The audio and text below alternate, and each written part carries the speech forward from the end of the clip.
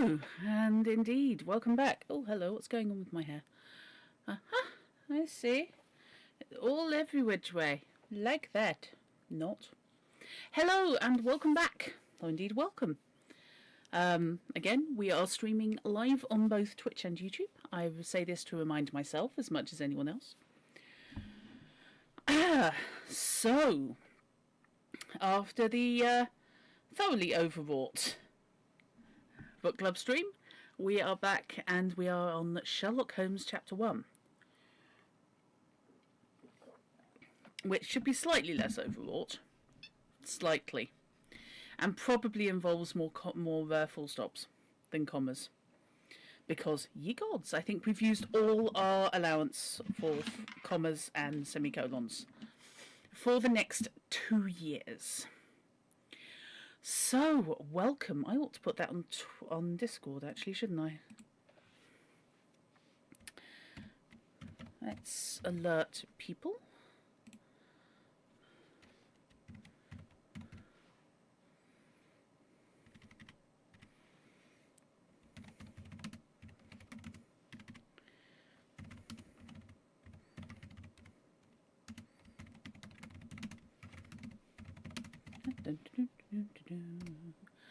There we go.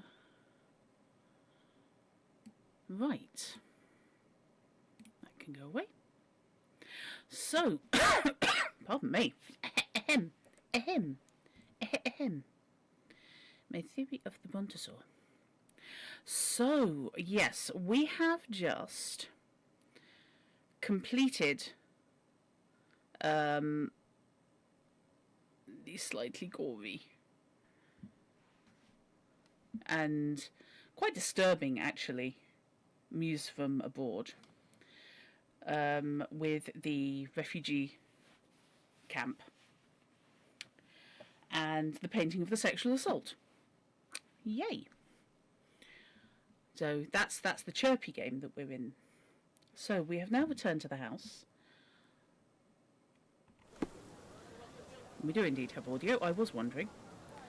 Can I just ask how the audio is by comparison to my speech? She says automatically. Hang on. What's going on? Stop it. OBS, why? Just OBS, why? OBS, why are you doing this to me? Let's notch that down a smidge. Okay. Sounds about right to you. Cool. The front yard has been disturbed? No. Has been restored. Perhaps it will bring back some memories. Okay. And I'm not clipping, I hope. Because it's tradition, apparently. Let's dress Sherlock up a bit.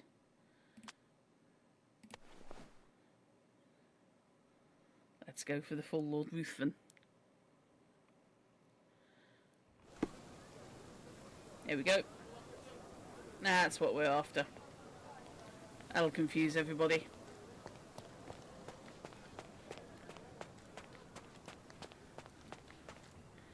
No more post. Okay.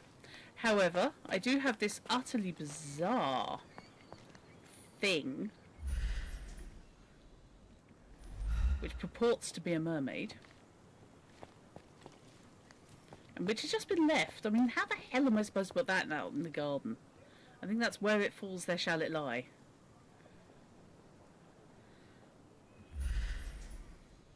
So now it's all been fully restored. I don't know if there's anything more I can garner from it. I imagine Goliath was surprised to find out his lady was not real. I'm impressed with the quality of the stitching, because apparently that is now completely gas safe. There's nobody's smoke around it. Also, I love the blush on the cheek of the lady elephant.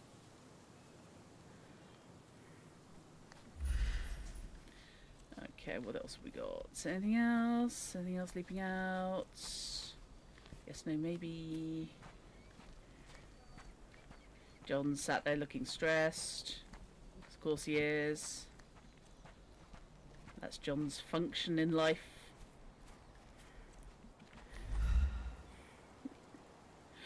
Yeah. My mother liked the story of David and Goliath. She said it doesn't matter how small you are, you can always overcome any obstacle. Can you, though?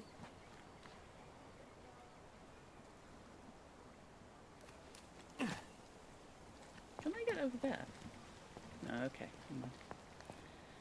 Never mind.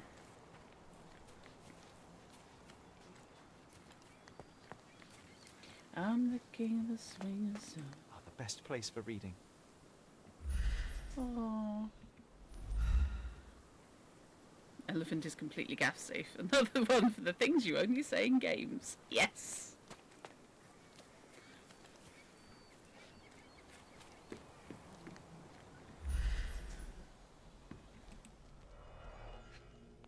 Oh yes, I've already done that.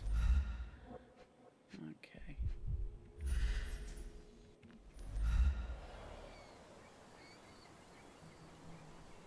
Nothing else leaping out there.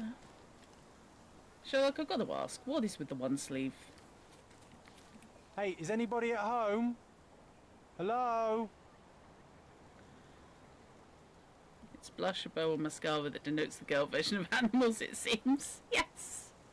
Considering her creation story, the blush is most appropriate. Indeed. Oh, hello. I've got a thing. Ah, yes. We were sword fighting in this very spot. And that time I was the winner. So, as your victory prize, you asked me to fulfill a wish. I remember we did something the very next night, John, but what was it? I don't know, but now I'm concerned. We brought a cage with us. You insisted it must be made of iron. That's because we were preparing to hunt fairies in our garden. Everyone knows iron is the only thing that can hold them. And So- I was distinctly uncomfortable. Also, I would like to point out... It was a disguise, of course. Fairies are easy to scare off, unless you're incognito. And every trap needs bait. Okay. Sherlock, I question how big the fairies are in your garden that you're here hunting them, because the gaps between the cage bars are like this. Any self-respecting fairy is going to be out those. You started playing this a while back and can't remember why you stopped. Okay. I don't know. It's a little bit opaque at times. We brought honey and a glass of warm milk.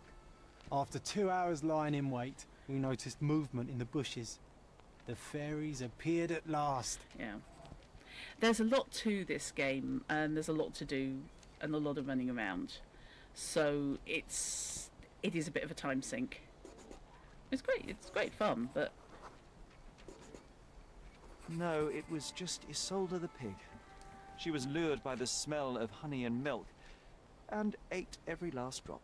Isolde belonged to Mr. Sim in Miner's End and escaped regularly. At least twice a month we would see him searching for her all over the island. One marvellous evening I defeated Sherry in a sword fight, a rare accomplishment. As my prize, I made him join me on a fairy hunt. Sherlock didn't share my enthusiasm, as he pretends not to believe in fairies, but I knew exactly what to do. We disguised ourselves, found an iron cage big enough to capture a sprite, and laid out warm milk and honey as bait. And it worked. After 2 hours lying in wait, we spotted movement in the bushes. The fairies had appeared at last. Right. At least twice a month we'd see wandering Cordona trying to find her. She would turn up in impossible places, so perhaps in some ways she was a little bit magic too. Does this mean I need to try and find Mr. Sim in Isolde in Miner's End? Well, that's going it some. Okay, what else have we got? Is there anything else in the garden, or am I now done?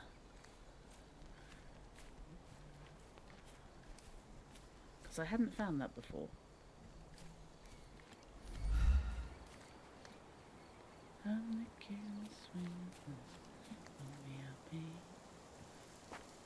That's nice. John, what the hell are you doing, John? Never mind. I'm not even going to go there. So we are regaining memories. So we've completed that one. So we've got to go back to the mother's room. And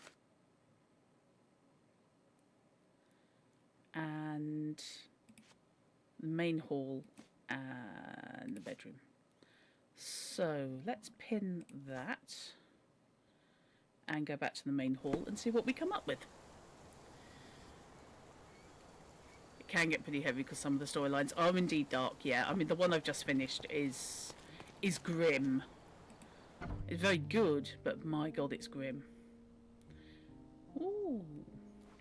I repaired the main hall of my manor. It now feels full of memories. Okay. Are any of these memories, you know, available to examine? That is the question. Another one. There must be something important behind it. I can feel it. Okay. So we're looking again for bubbles.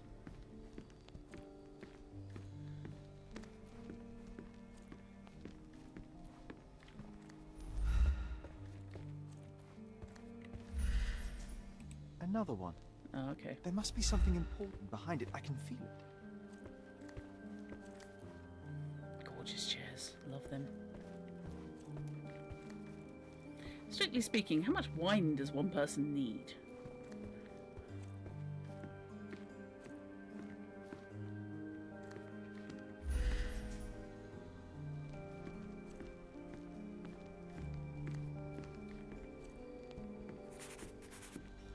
Oh, hello. I hear scribble. Why do I hear scribbling? Something just updated. Oh. Oh, okay.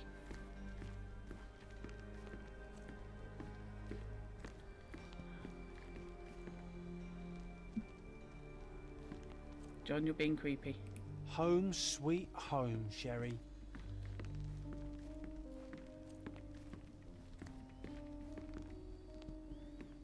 There we go. We used to take a shortcut down the banisters, much to everyone's annoyance.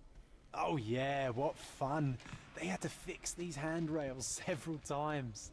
I wouldn't try it now, Sherry, tempting though it is. Sherry and I used to ride down the staircase handrails in the main hall. It was the fastest way down, the most fun. Mycroft hated it, but he couldn't stop us. The carpenters had to repair the handrails several times. It's banisters is the term you're looking for? Are you talking with dinner or as medicine? This is still the boozer's medicine era.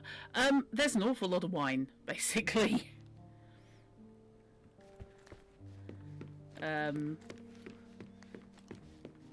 In this snug, and that just strikes me as, yeah, that's going to be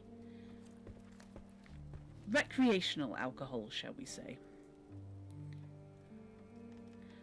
I probably shouldn't have him dressed up as Dracula, but, you know, what the hell. So, is that all for the main hall now?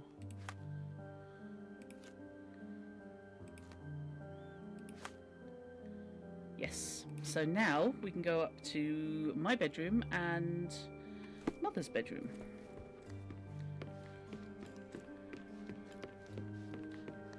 Presumably, whatever access I can gain from here, I haven't yet got. Another one. There must be something important behind it. I can feel it. Yeah, John's moved up there. Okay.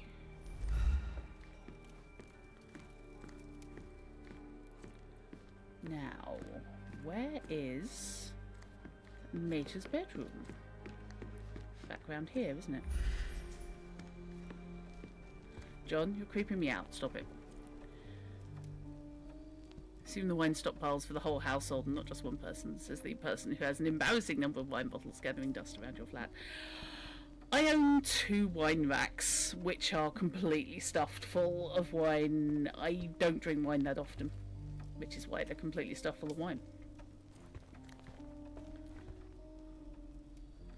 Right, nothing there. However, here we go. So, yeah, this is the mother's bedroom. What are we looking for in here that might be extra? I'm waiting for the scribble.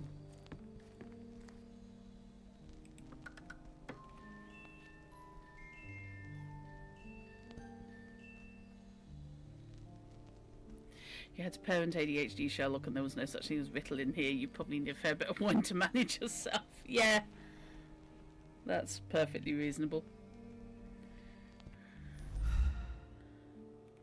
Okay. Yikes. Definitely yikes. That's different. You're not obliged to be here, Sherry. We can leave any time you want. Okay. You have a bottle of wine because the bottle looks like a cat and you don't really drink at all. I don't mind wine. I don't mind wine. I do drink it, but I have to be in the right mood. Okay, so what do I need to find?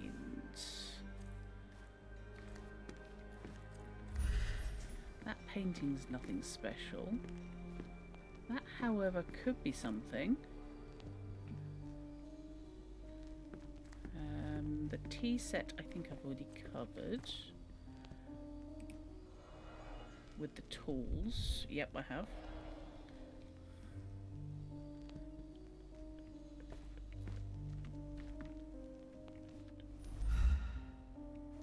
This room always reeked with an acrid medicinal stench. And here is the reason. Ah, Looks like it was damaged by a blunt object. okay. That may be new.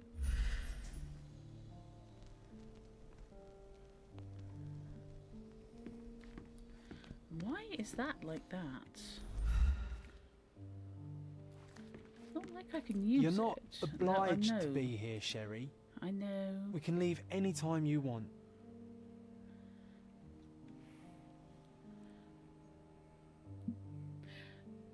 Sherlock there, giving it the full Aubrey. Okay, so that's a painting that's been damaged. Is this a painting I can look at? Is that just a randopainting.com?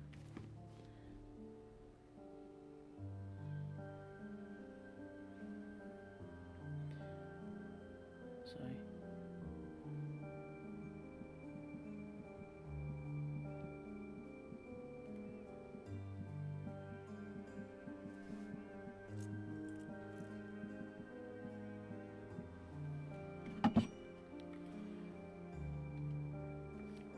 Apologies there, just drink.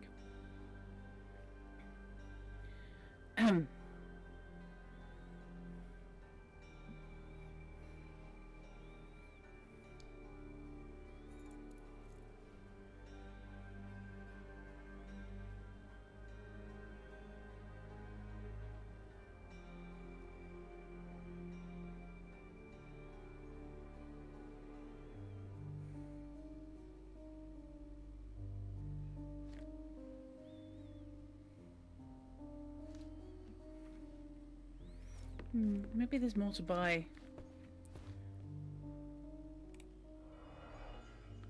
I mean, I have looked at this already.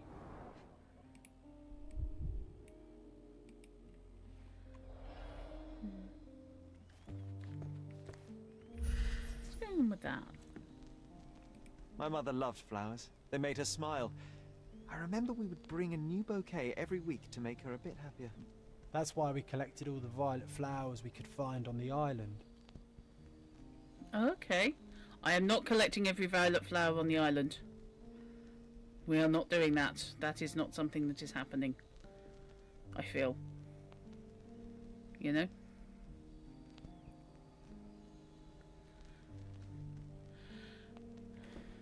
Okay. Let's head back to my room and see if there's anything there.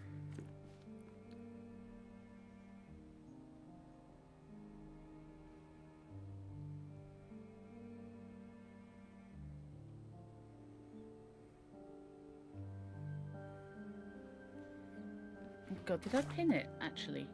Because if not, then that's not going to happen. Oh, yes, I did. Okay. No, I didn't. I didn't pin it. No wonder we can't find anything. Oopsie. That's me being dense. Okay, what we got?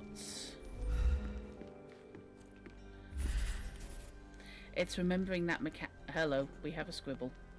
We have a scribble, guys. Something's happened. Something have changed. There we go. My mother always preferred to spend her rare moments of lucidity with me. That's true. She even stopped Mycroft from joining you. Remember? I do. He didn't show it, but he was upset. I think Mother paid more attention to me because I was younger. In her rare moments of lucidity, Sherlock's mother always wanted to spend time with him. One day she found us preparing for the play and she helped us apply the stage makeup. Mycroft wanted to join us, but she refused. He didn't show it, but I know he was upset. Violet always paid more attention to Sherry because he was younger. Okay. A moment of reflection. Oh, ouch. You had a hefty stockpile of wine, Crow. Ah, one of those monthly subs. Yeah, I run screaming at those because I just have a horrible feeling I'd forget to unsubscribe. It's like how Virgin Wines always come, you know, leaflets come in your Amazon packages or whatever, advertising a quote, free case of Virgin Wines. For some definition of free. Or cheap. Okay, so I think that's it. So let's move on to my bedroom.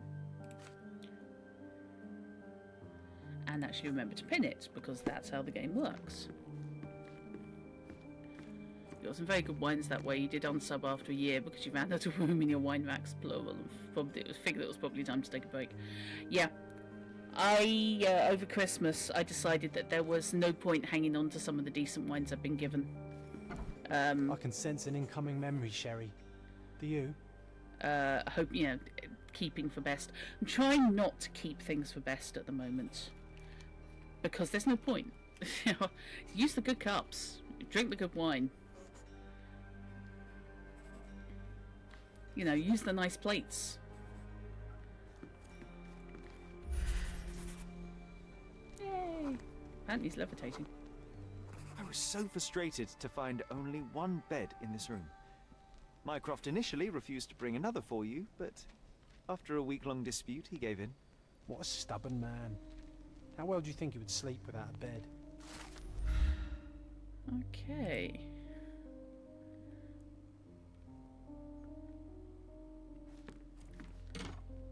It's a little bit freaky, isn't it? Okay. Shortly after our arrival, Sherry clashed with Mycroft about the furniture. I needed a place to sleep, but there was only one bed in our room. Outrageous. Convincing his older brother was a challenge, but after a week-long dispute, he finally gave in, and I became the proud owner of my very own bed.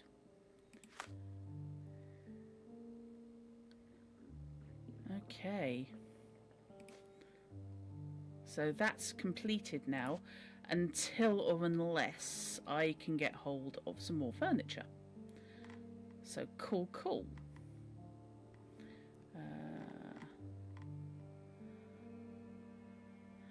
It's a hard habit to break when your mum's not a drinker and you have to be very sparing with alcohol at the moment. Yeah. You have so many bottles of wine and spirits piled up in storage. I do. And at the moment I'm trying very hard not to mix meds and alcohol because I'm not sure how they interact. It doesn't actually say to avoid it in the instructions, but, you know, I'm paranoid.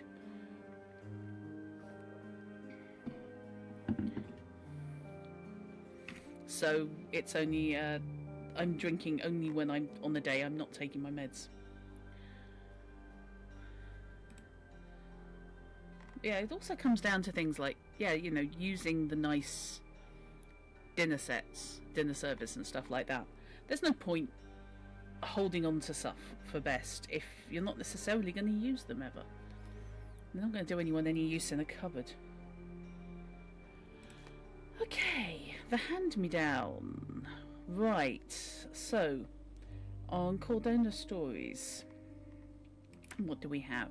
We have the cryptic postcard where I'm trying to find a church. Eel hunting.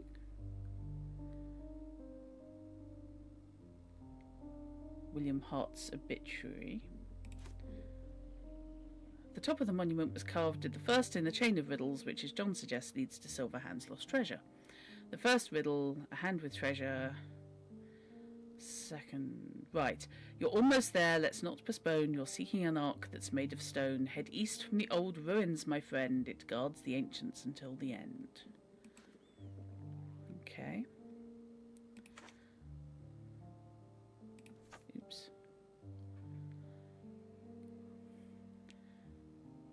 You built a modest liquor cabinet like you always wanted and then essentially kept forgetting to mix drinks. One thing you learned about 4 Best China, older plate sets often have lead and the finish may be cracked or damaged enough to let them through. I don't think I've got anything that is that old, but I got given things like really nice, like Denby plates and stuff, now and again for Christmas, birthdays and such. And it just makes sense to eventually use them. You do miss her. Well, yeah, you know. I do. You know, he does have a soul. I'm looking forward to learning to play it, as soon as I have some free time. Have we looked at that? Yes.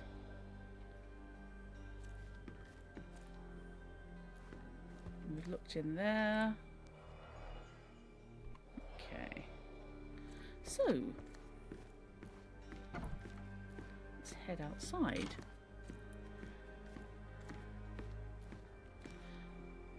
You have your grandmother's old fancy china as well as her silver. Ah.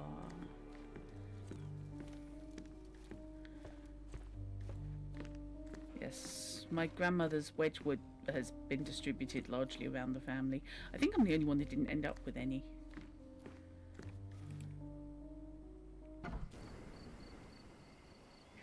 Right. Let's go to see if we can track down the next riddle. Old ruins. Well, I'm pretty much there, so we head south and see what we can see. What exactly are you doing? Oh, okay. When you're the only child of an only child, you end up getting all the leftovers funneled to you when someone dies. Ah.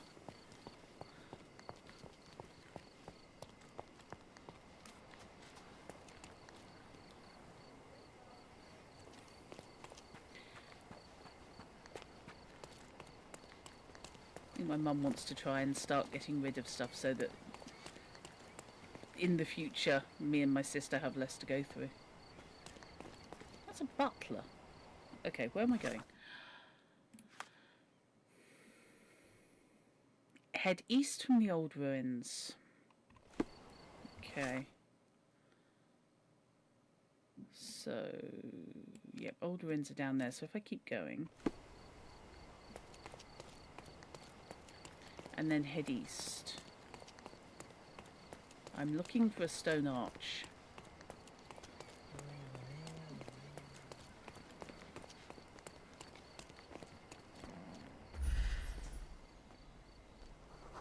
British Major, sympathetic, has an overbite. Apparently on his bum. No, still haven't gone south far enough. Ah, hang on. So no, I have to go this way. Should probably have done the fast travel, but what the hell.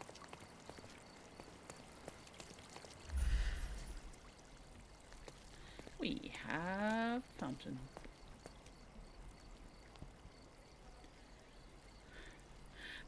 Your mother's doing that though as well. The Swedish death cleaning. You're taking things you think she might regret getting off later, like her doctoral robes. Oh yeah, I think my mum wants to start rationalising down some of her things that she's collected. Various of the less good porcelain and such. Okay, so where are the old ruins in relation to me? So I have to head east from the old ruins, which to me says along that road, I think. Oh! Arch of Stone. Duh. Found it.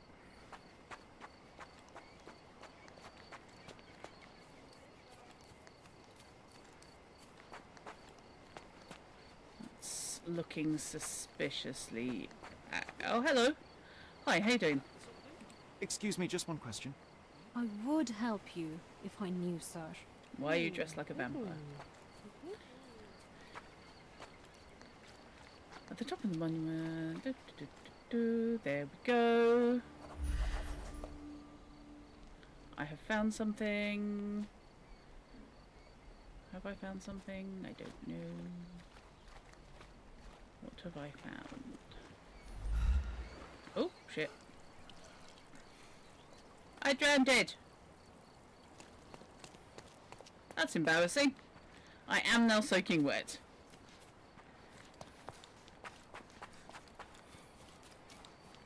Whoops, that'll teach me to look where I'm going.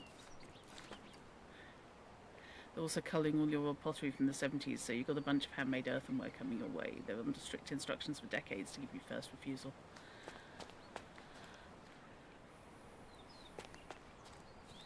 Yeah, I think there's a fair bit of things like the Wedgwood year plates floating around. Where do we think I'm supposed to be looking?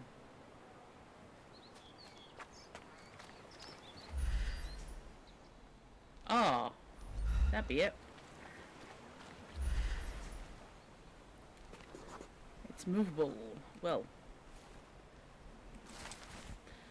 with old ruins beneath its feet, find a tree that treasures keep. You may find only one small detail, but that doesn't mean that you have failed. Really? I always admire the way you notice such details. In such moments, I often recall Mother's voice teaching us of the importance of the smaller details. The world hangs on small hinges, John. Even the most chaotic miracle becomes sequential when you take a closer look. I remember. Basically, she's responsible for Sherlock as he grew up to be, in so many ways. Right.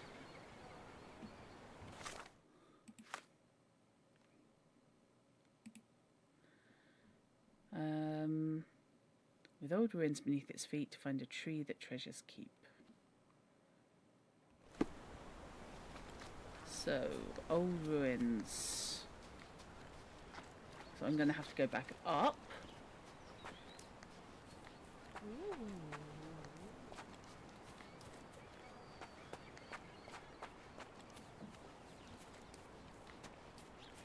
I mean, the obvious thing is across the top of that arch.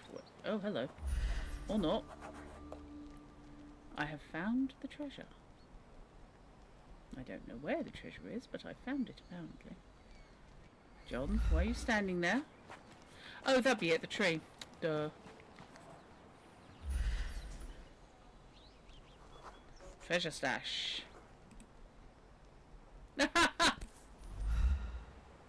Wait, what? Is this Mother's magnifying glass? How did it end up here? What happened? Sherry, you really need to learn to let miracles happen. The whole world is one big, unresolved, chaotic miracle. But they will become sequential if you take a closer look. I do remember what Mother told us, but that explains nothing. Just let things happen, all right? Besides, this little miracle will look perfect in our manner, don't you think? Okay.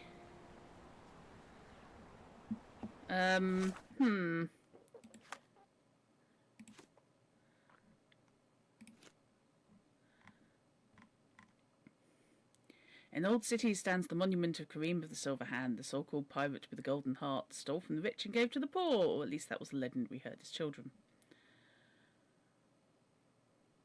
In total, there were 3 riddles. We cracked them one by one, and each led us to another stash around the island. Neither he nor I can recall how we got there, which in a way makes it more special, but when Sherry looked at me through that glass, I was suddenly struck by terror. For a brief moment, it felt as if I weren't there at all, his gaze passing through me and over the horizon. So the magnifying glass showed Sherlock what the world really is like. But this does give us access to... Oh. This does seem to give us access to somewhere else in the actual house. Interesting. Well, since we're very close to the house, stuff it, we may as well.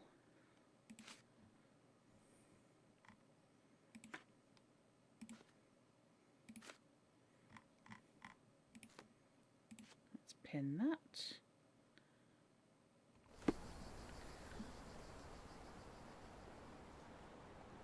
So I want to head back up and then north, I believe.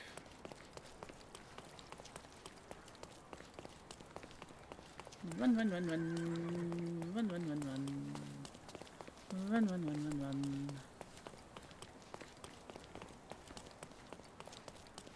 Run like a gorilla.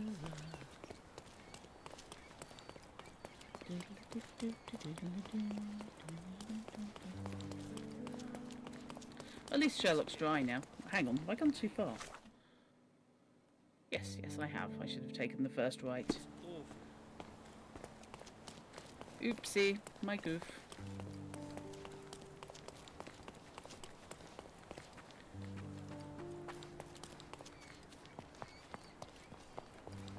Yeah, there we go. How is it possible for me to consistently miss the Dirty Great Manor House? And they're in a mansion, for goodness sake.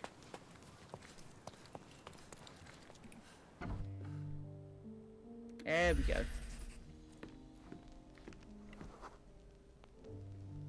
I remember returning home with a pair of perfect sticks. We wanted to turn them into training swords. Oh, that's right. We stood there, frozen, staring at something huge in the main hall. Okay. Oh, that's where It was a the giant mermaid aquarium belongs. with a living mermaid in it. Impossible, it must have been something else. It's the thing outside. Oh, of course, that mortifying hoax presently taking up space in our front yard. Well, fine. Your memory's better than mine. But I'm sure we started examining it immediately. And someone else was around too. Obvious is Mycroft, but...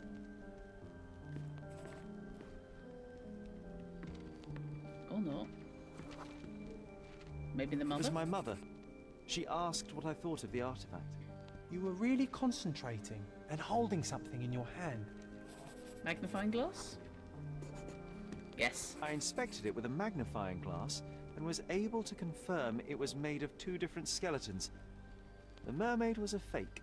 And so it was time to smash the thing. Your mother took a hammer and... Slow down, John. That's not how it happened. I remember other people joined us. As if nothing else, the thing's intact outside. The workers took the artifact and placed it into the cabinet of curiosities. It became part of Mother's collection of fakes. She always said that the truth lies in the details. This mermaid helped me to learn that. Okay. Interesting sound of the sea there. So... Oh, and that door's open. So, John's memories are not accurate. Which is always interesting. Ah, yes. My mother's studio. She was an authenticator, and this was her cabinet of curiosities. I never saw the point.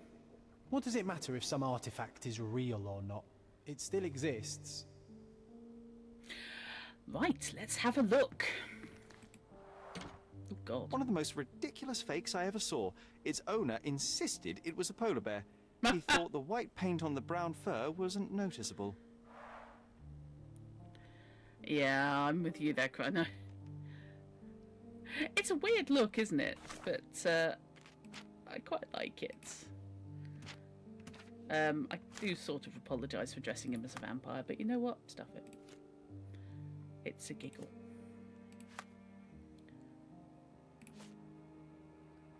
Right, let's pin that. I spent my childhood in Stonewood Manor. I'm starting to remember flashes of my time here. Right, now the Cabinet of Curiosities is open, I can proceed with my investigation. Okay, so let's poke around the Cabinet of Curiosities. Oh, that's endearing. Hello. Cozy I blanket. remember this cozy blanket. It was perfect for... Wigwam! Oh, that was a joy to build them. Imagining ourselves as wayfarers on the other side of the world. Oh, oh! They built a den with a blanket. Bless them. Okay, what else have we got? Yeah, pillow fort. Mother said this was among the hunting trophies of a Scottish Viscount. So he Okay. tried to persuade everyone that his forest was inhabited by these beasts. It would have been thrilling if it were actually true. Okay, what else have we got? These strange idols? Obviously there are things to be found. Another fake Holy Grail. Its owner claimed to be the heir of King Arthur. Scarcely believable. He also insisted a deadly rabbit was hunting him.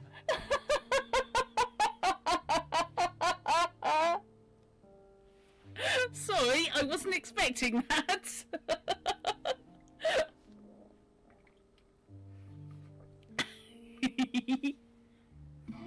Obligatory Monty Python reference. You know, it just occurred to me I didn't change my bot commands, and yet it's about right on the content warning still. Okay, what else? Actually, is there anything to be found in addition? Yes, no, maybe... No, okay, fine. If found, please return to... Oh, hello! The hell? Okay, now I'm concerned. Because that is straight out of the sinking city. And I do mean that literally.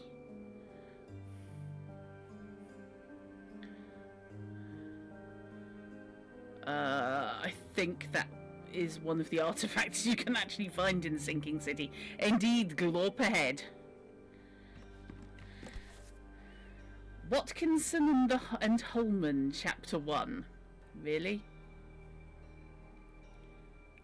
Excuse me? Watkinson and Holman, Chapter 1, by Wallace Dioram. Oh, Mycroft. He always acts so serious, but then reads tripe like this. John, if I remember correctly, you couldn't put this book down. I have questions.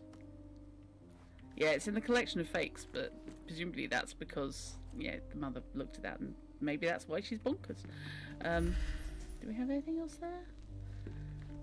No? Right, okay. What else have we got? That is one of the things from the sinking city.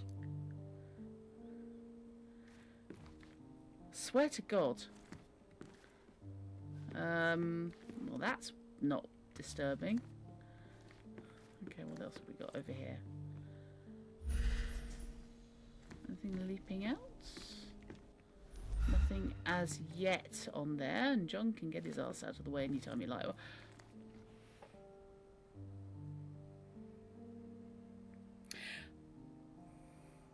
Are you joking with me right now?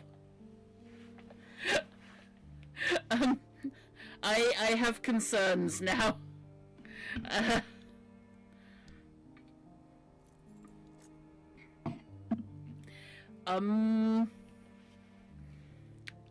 Guys. Fogwares, my darlings. Please, please, can I have the piss back? Because you have taken it so thoroughly.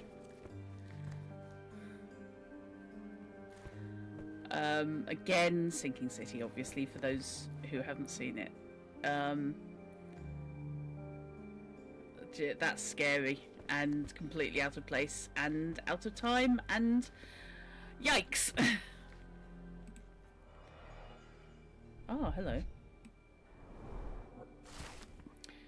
Letter from the judge. Dear Mr. Holmes, please accept my deepest gratitude for your recent help with that personal matter. I shudder to think what may have happened were it not for your keen eye and sharp mind. Rest assured, should our paths cross once again, you will be greeted by a faithful friend. His Honour Judge McDougal. Well. Okay.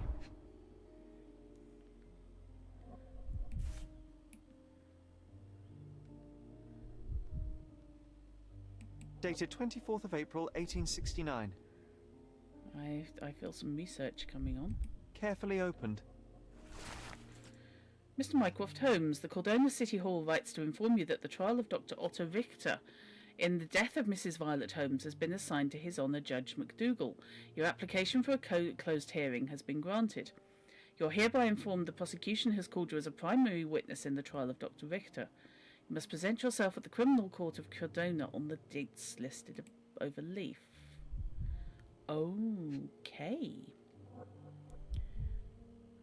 Would it be signed His Honour or would it be signed the Honourable? It would be the Honourable, I think. Oh, hang on. No, the Honourable implies either nobility rank or Member of Parliament. So I think it might. I think if you're signing it yourself, I think it's just judge. So many calling cards. Mycroft liked to keep useful people at hand. That covers it, doesn't it? Officer Luciano J. Placido. Reliable and driven. I recognise Mycroft's handwriting. Oh, good. So Mycroft went around doing the same analysis on people. So what's this? Anything else?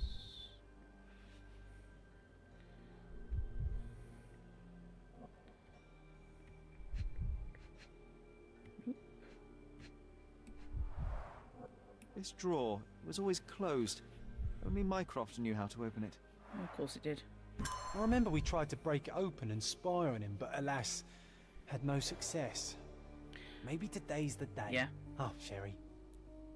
Yeah, signing it, His Honour, is a bit off. But on the other hand, it's a question of, is that a bit off because it's a bit off? Or is it a bit off because I'm not going to expect Ukrainians to necessarily know the formalities of the legal profession in the UK in the Victorian era. Oh, I remember these. We used them to spar together until Mycroft found out and forbade us from using real weapons. Okay. Can I use that? The Master of Unlocking. Okay. We'll come back to that. Hello, who are you? Look, it's Roger. This jolly old man's well preserved. Even looks refreshed. I doubt he drew much interest at the auction. That's for the best.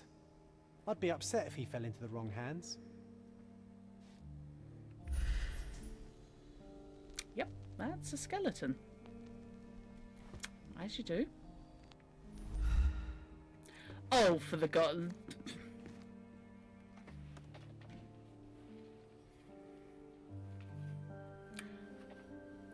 I give up. Okay, I surrender.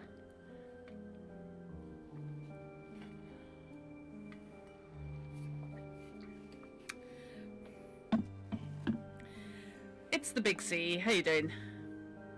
Hello, sir. Basically, almost everything Frogwares makes has some kind of Lovecraftian influence.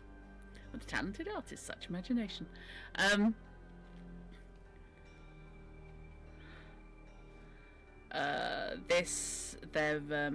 Oh god, the magnetic puzzle game, action puzzle game, was also Lovecraftian because I hit the point before I stopped playing where A, you get to see the big sea, and B, you get to play silly buggers avoiding deep ones. And that's going to bug me now.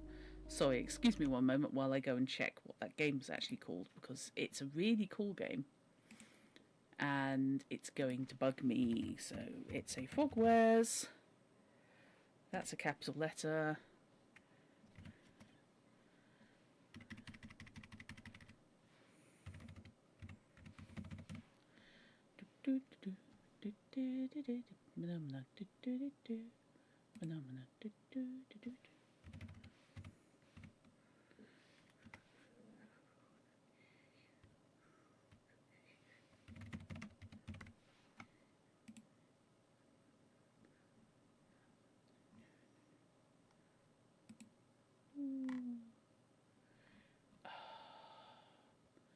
Might be Mag Runner actually.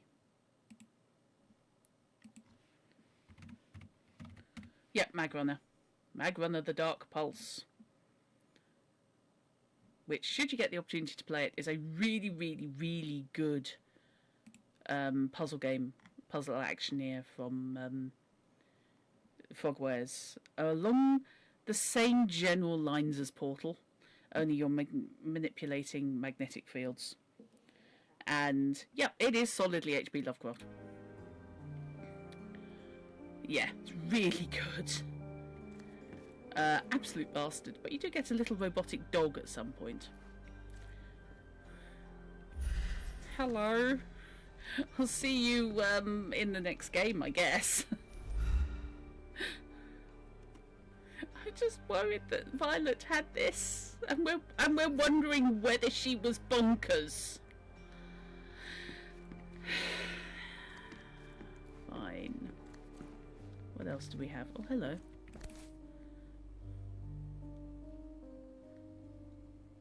This photo caused a lot of fuss. My mother spent some time to prove it was a fake. Naha, the Cottingley Fairies. Only they aren't. These are the Bingley Fairies. 1852, Bingley, West Yorkshire. Okay. Mr. Bingley. This place could do with a decent dusting. And, you know. And again, with the tentacles. There's a definite tentacular theme going on here, isn't there? I like the pedestals and shelves, which are obviously left for things I find at auction. The so-called mummy of a Persian princess. The defrauders did good work, but missed one small detail. It's the mummy of a man. Okay.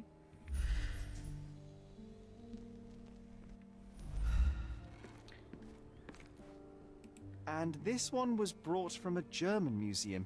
They claimed it belonged to Vikings. Nonsense, of course. Vikings never had horns on their helmets. Nope.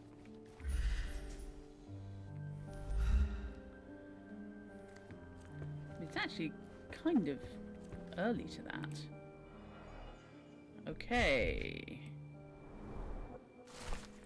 A torn diploma found in the cabinet of curiosities. Someone deliberately ripped it into several pieces. Reassembled and translated, the diploma reads, on behalf of the board of the University of Geneva, Switzerland, we rectors of the university, noting that Mr. Otto Victor has undergone the tests required by the laws and regulations, confer on him the degree of Doctor of Medicine with the rights and prerogatives so attached.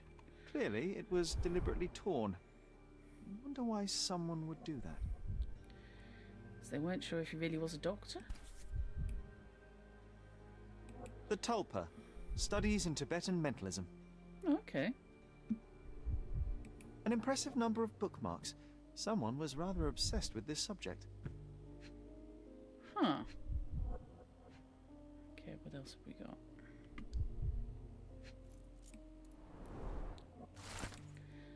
Mrs. Holmes is a patient of considerable interest and an ideal test subject to explore some of my theories. That is never a good sign, is it?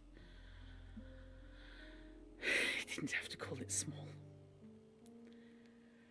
I will attempt to repeatedly immerse her in the traumatic situation that precipitated her mental illness. Oh, well, you're just a darling, aren't you? It is my belief that reliving that moment may give her mind a chance to embrace what happened, accept it, and effectively cure itself. I'm confident in my hypothesis and merely need to prove it. I always love it when patients are used for experimental purposes. In addition, it's fortuitous to be around the Border Holmes family. Perhaps I will be able to also examine the heredity of psychological traits, be they competencies or disorders. It's already apparent that all family members share an uncommonly high intelligence. It appears that the mother's condition has begun to affect the mind of the youngest boy, Sherlock. While I cannot conduct a proper medical examination due to the protectiveness of the elder son, it seems the boy suffers ongoing hallucinations in the form of an imaginary friend, John. Okay.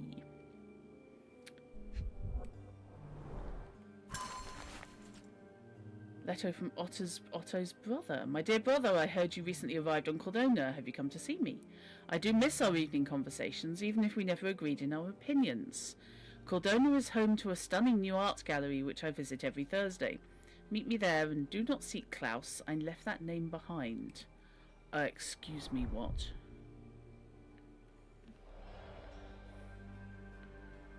Well, I found the art gallery because I've just been doing the quest there. What the elf is going on? The full plate armour of Sir Robert Saunford. I was told my father won it in a wager. Quite what's going on with the gauntlet. Armour is armour, but look at his sword. Oh, how badly I wanted to wield the blade. Maybe you take it instead of your pistol. I'm starting to remember something. Accident in the Cabinet of Curiosities. Okay. When did that happen? Where did that happen?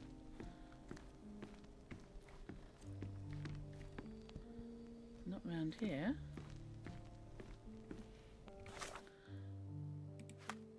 Oh, good lord. Okay, let's clear off these.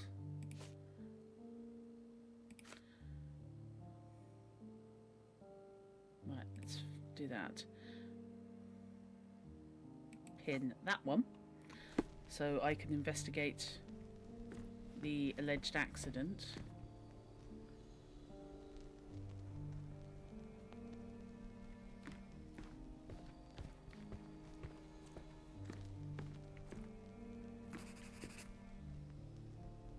There we go. I used this ladder to look at the top shelf, right? On the day of Mother's breakdown upstairs. Right you are, Sherry. On the day, my recollection of the day I decided to play in the Cabinet of Curiosities. And there were things there that are not at the moment. Okay. Large artifact. We heard a noise. I can't recall of exactly what.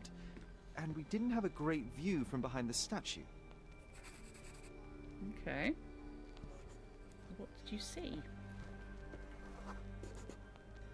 Books and papers from the table somehow ended up on the floor. Now it's coming to the surface. I feel it. Okay. Oh. Okay.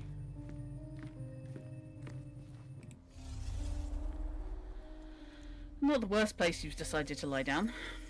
Victorian mental health care, the era before things like informed consent. Yep. Big time. Okay.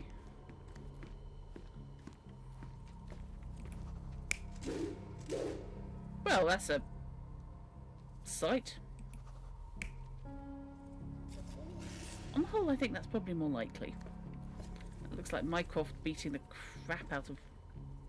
Hang on, he's got a... Oh, no, there's paper. Sorry, just for a second I thought he was armed. So, Mycroft and Otto. And that's the lads hiding behind the mermaid. Yeah, no.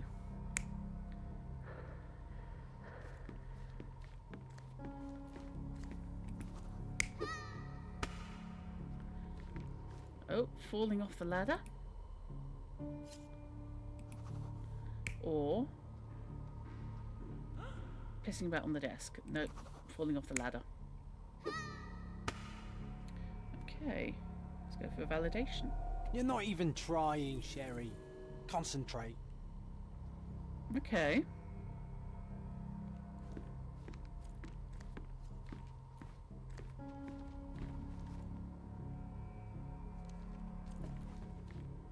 See, that strikes me as more likely.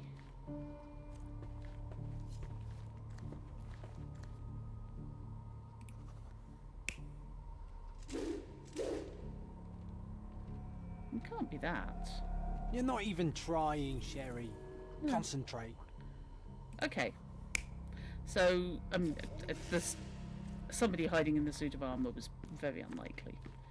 However, maybe they were at the desk. Come on, Sherry. Let's go outside. Wait. Did you hear that? Come here, Sherry. You call this progress? Charlatan, amateur. I'm not letting you anywhere near my mother again. So there was a quarrel between them. It all happened shortly after the incident in Violet's room on April 9th. Sherry decided to play with artifacts in the Cabinet of Curiosities, and of course I went with him. As a result, we became unintentional witnesses to an argument between Mycroft and Otto Richter. Sherlock's brother was angry. He was sure Dr. Richter had done something dubious to their mother and that it had backfired. He called Otto a charlatan. Because Otto was a charlatan. Let's face it. I heard a noise in the hall. Let's check it out. Oh yeah, that's comforting. Okay, let's clear that. We know Richter was up to something squirrely.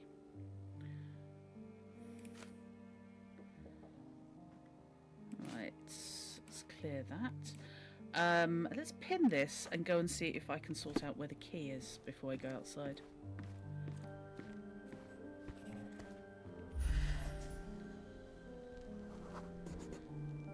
Ah, the memory comes back. We snuck about watching him. He closed the drawer and went to the hall. We were like two shadows crawling behind him. And apparently Mycroft wasn't that observant. When did that happen?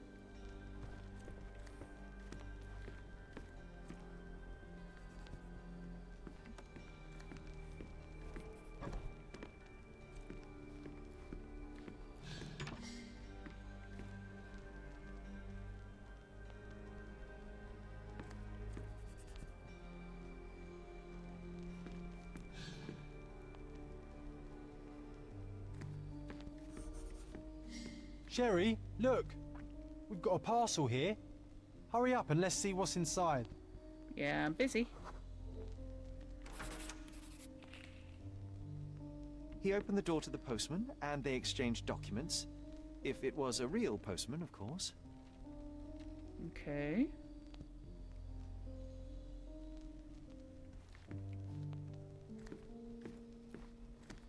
And then you went upstairs?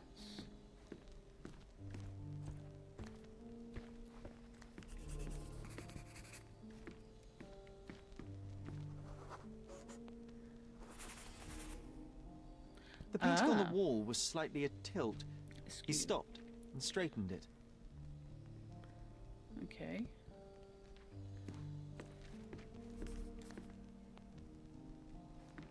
And then he went round here.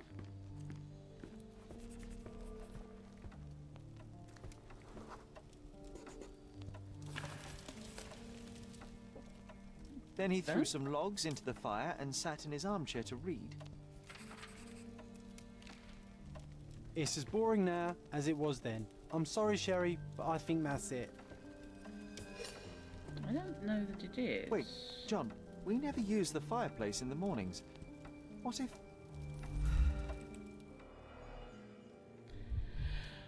Okay. Hello. I think this is what we're looking for. Are you actually fireproof, Sherlock? I'm just asking. A bit of juniper in the fireplace created a soothing atmosphere. It's the little things, isn't it? I really hate juniper. Right. Okay.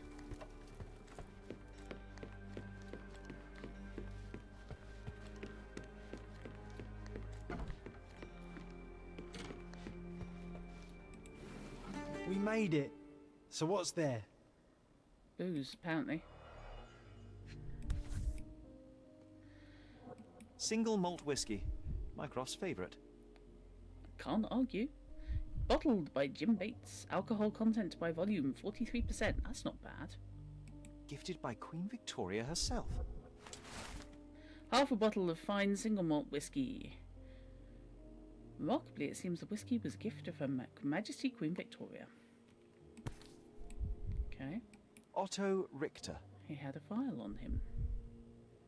This one is rather thick. Mycroft can be truly dogged in his research. 45 years old, born to a respected family in Bern, Switzerland, unmarried with no heirs.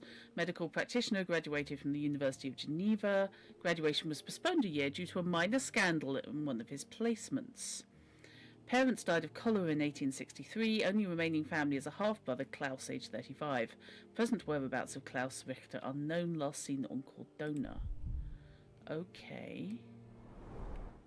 Dossiers on the most influential people on Cordona. Mycroft always had a habit of building files on everyone he met. Good. That's not stalkery enough, is it? Huh. Okay. I feel the save coming on.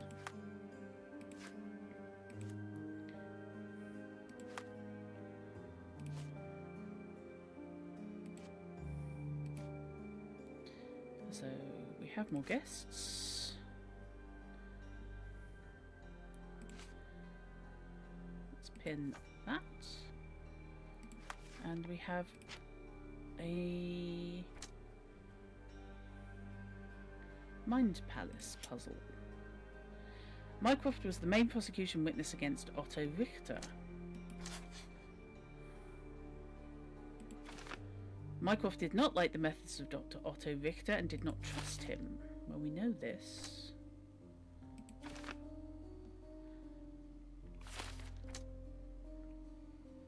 Do we have any other clues? Nope.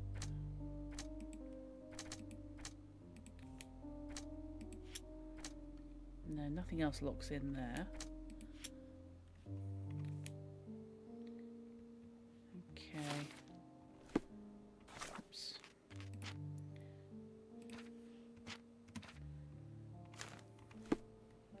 Right. Let's go see who's outside.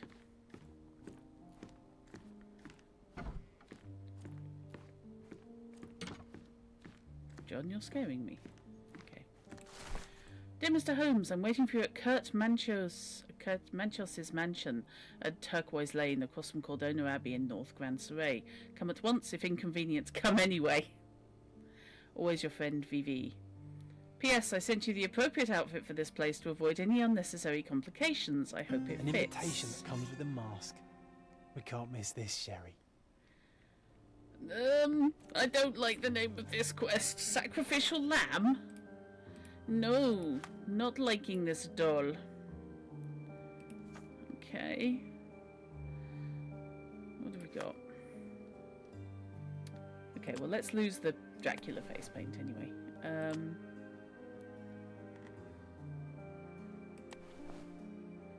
Prince of Darkness, turn heads before cracking skulls. Okay.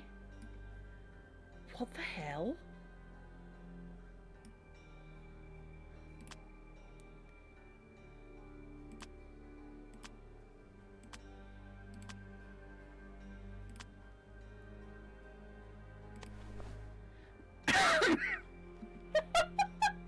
Face mask, a normal mask for normal people.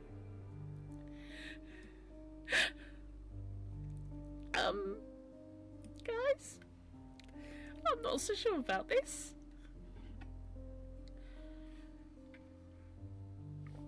I do adore how utterly deranged the Sherlock Holmes games have become. That is legitimately creepy.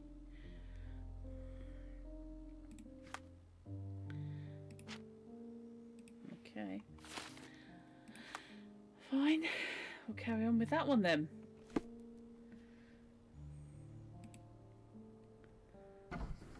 I probably should get changed, but no, fuck it. Let's just wander around Cordona, dressed like absolute hell on toast. Haunted doll vibes, yes, very much so. Okay, so where are we going? Turquoise Lane, Cordona Abbey, Northern Grand Surrey. Okay.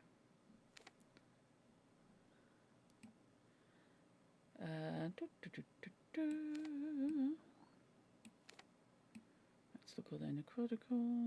That's the Basilica.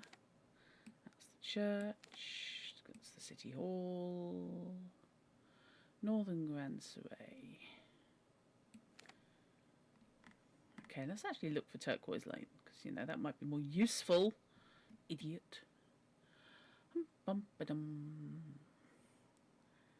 Oh, that's slightly worrying. Doge Street. Narrow Road. Where the hell am I looking? Earth is Turquoise Lane. Am I missing something? I probably am, almost certainly. Nero Road, Baskerville Street. Yeah, I mean, this is all extremely weird and quite disturbing and a bit scary. And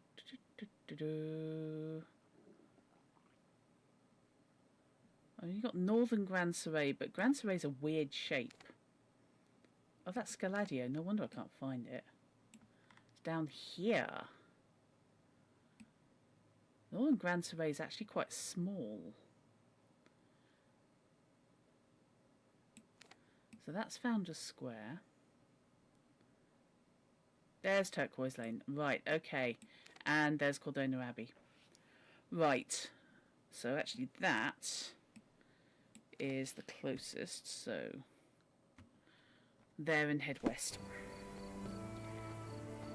Werner Vogel invites me to the Kurt Manchos mansion. And if you want some more alliteration, I'm sure I can manage it. And this music is actually giving me very strong Gabriel Knight vibes all of a sudden, which is a bit worrying. Right.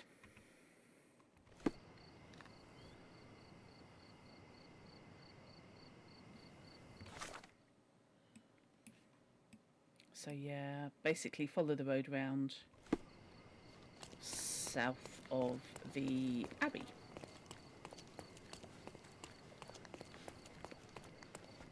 Excuse me, coming through. Yes, I am, hell. Okay, there's a dude with a map. That's fine. Is this Turquoise Lane? Is that a mansion? What's going on with that? No, okay, just looks like it should be a clue. Am I on Turquoise Lane yet? No, I'm on Casino Boulevard. Okay. So this is Turquoise Lane. Oh, I see. Rare books. There's a rare book shop. Is there? Okay.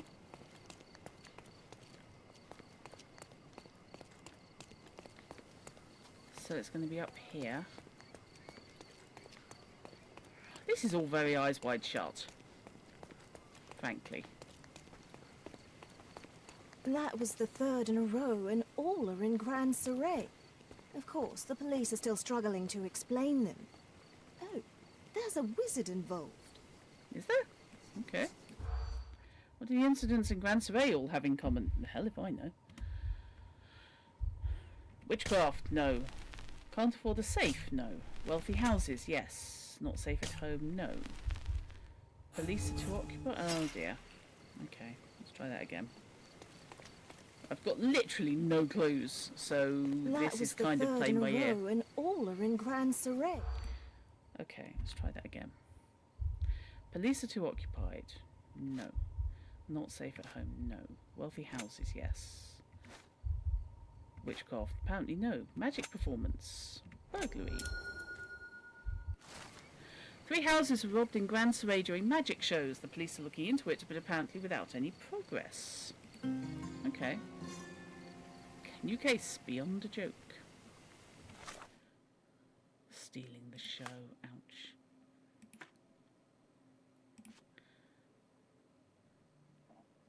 Right. So we're going to carry on with sacrificial lamb. Because, you know, I'm dressed for the occasion, so why not? That's got to be it. Oh boy. Hello. Welcome to the Manchios mansion. Very eyes wide shut. Uh-huh. Yep, this is fine. May I ask for your assistance? I can't help you with that, sir. Uh-huh.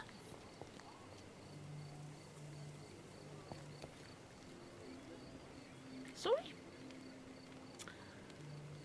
This is taking a turn for the fucking bizarre. Even more bizarre. Okay, here we go. Welcome, sir. I do hope you enjoy yourself.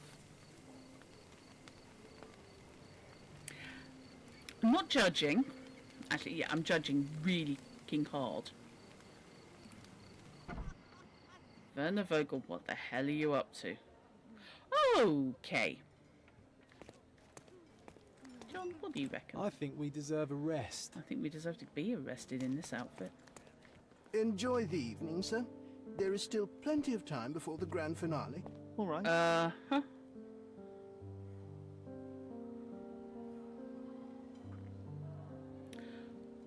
Oh!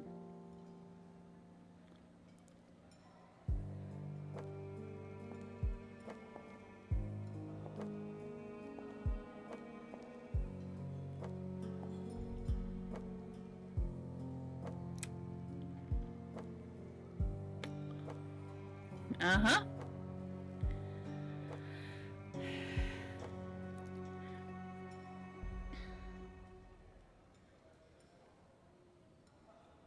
What if I write an article about these people here?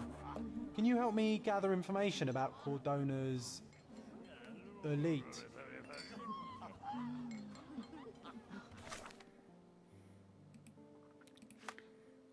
Okay.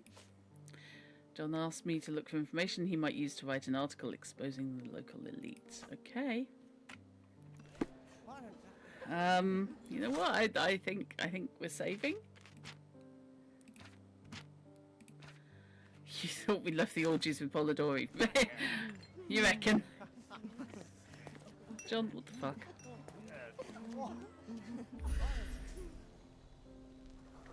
Italian performer, sympathetic, lives by the shore. You good luck. Greek. Oh god. Affable, far-sighted.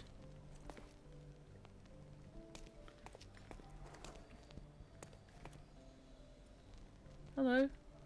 Oh god, you're creeping me out. Ah, I know the perfect girl for you. Okay. Uh-huh. I have questions. And those questions are, what the hell? Ethiopian performer, insomniac, friendly. John, what exactly are you up to? Back here. Well, what's going on there? Italian servant, has overbite. How can you tell?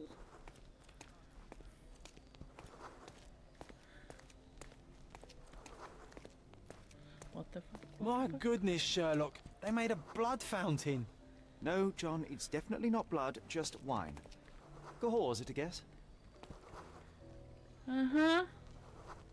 Mysterious aristocrat, flat earther, sympathetic.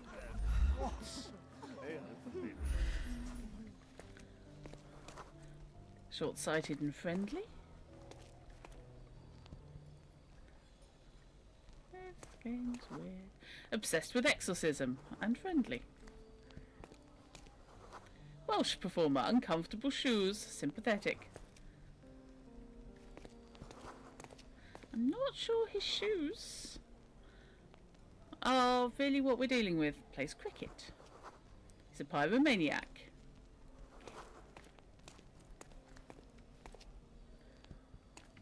What's back here? Oh, a cutscene. Cool. Oh, hello. Sherlock! Friend! I wasn't sure you'd come.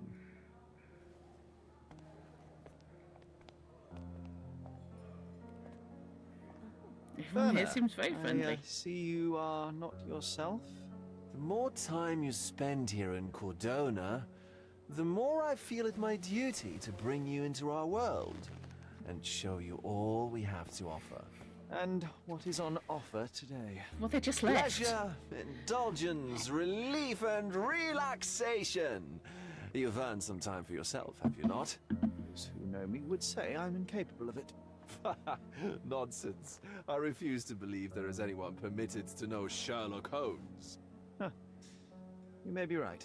Then free yourself from inhibition and expectation. The night is young, and so are the guests. You should try to enjoy both. It's not healthy for handsome men to spend every night alone, and certainly not in a house filled with such melancholic memories. I must admit, my travels have proven more taxing than expected.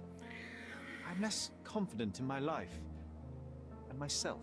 Time of relaxation seems a distant dream. So can I tempt you with physical aid to your moral consolations?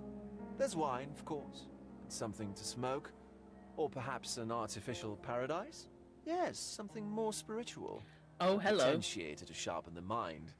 A 7% solution of, well, that'd be telling. But you must try it.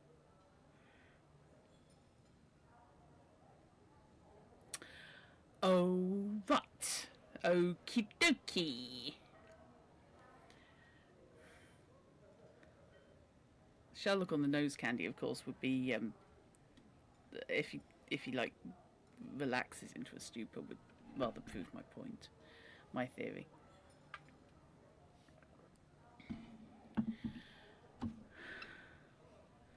That would be reckless, or that would be pointless.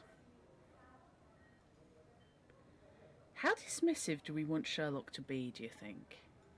Reckless or pointless?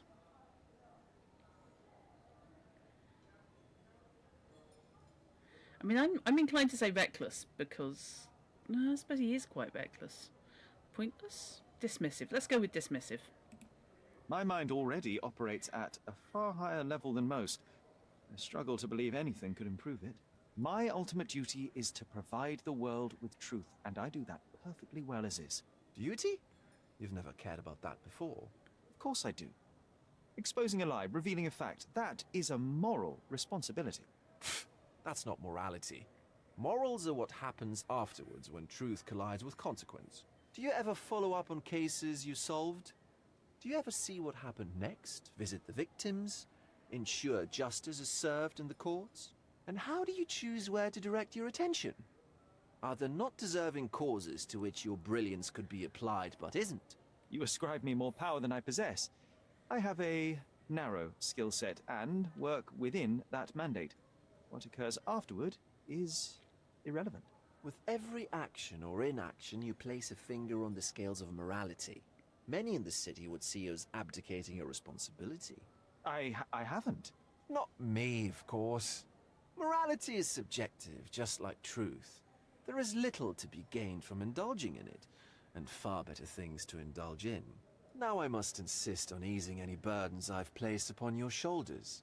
Show yourself a kindness, and try this rather delectable concoction. I won't need it, or I'd rather take it for study. I'd rather take it for study. If this solution truly does assist with thinking, then perhaps it would be puerile to overlook an opportunity to study it. I'll take it with me. Yes, Sherlock. Very good. And now, our evening begins in earnest. I just remembered. I'm sorry, Sherlock. My mind's delightfully impaired. Please take this key. It opens the altar room, past the library. Pardon? Altar room? With him. What now, Werner? Go quickly and find our Fabio. Only you can make him talk. I'll join you in a minute. Uh-huh. What the? Uh-huh.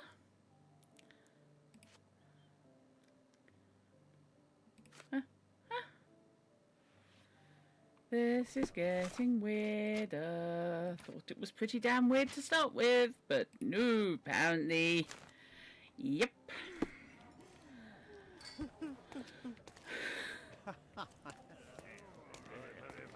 Okay, I really don't know what to do with Vogel.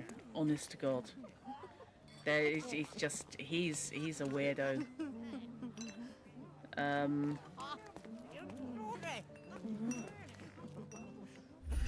What have we got?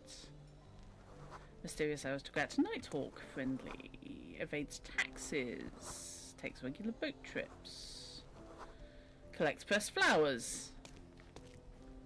Okay. I have to say that looks quite nice, actually. What the hell?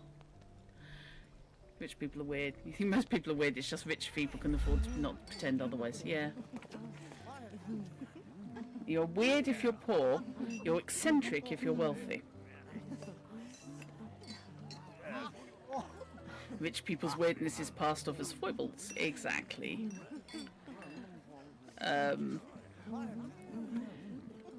It's,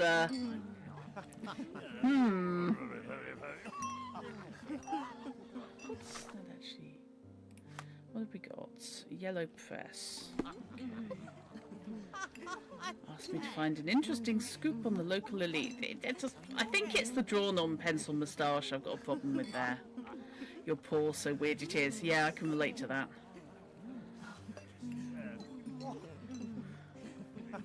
It's, yes,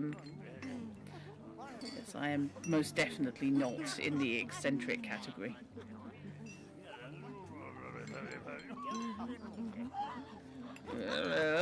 Rhubarb, rhubarb, rhubarb, rhubarb, rhubarb, rhubarb. Right, that was how I came in. Or was that how I came in? Can I get up there? I can't get upstairs. Did you know what was here before Mancho's family bought it? I don't know, but I'm going to listen. I've seen Mask of Red Death. Nope. There we go.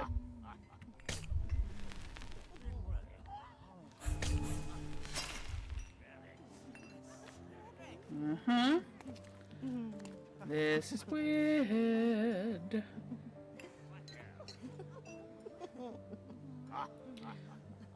This is fucking peculiar. Okay. Let's see about if I can use it again. Let's try it again. So, Ford, no. Auction, no. Magic Circle, yes.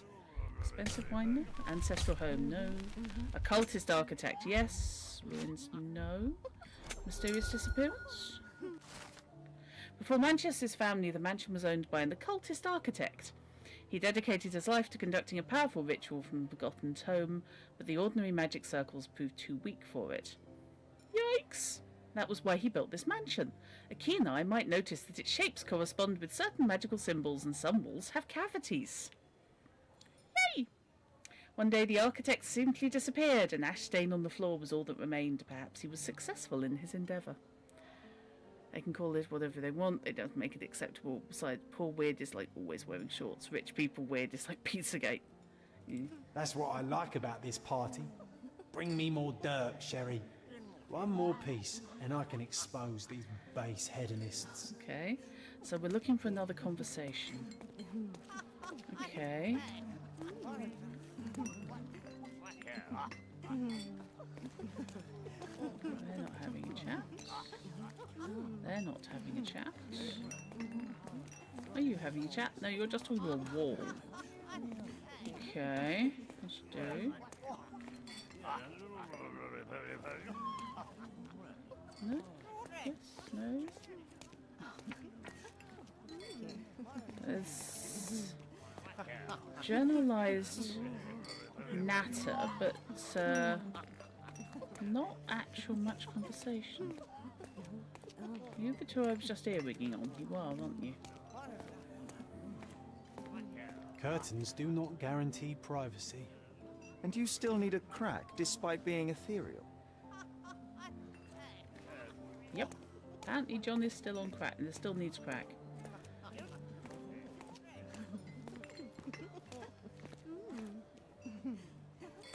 Anything interesting here?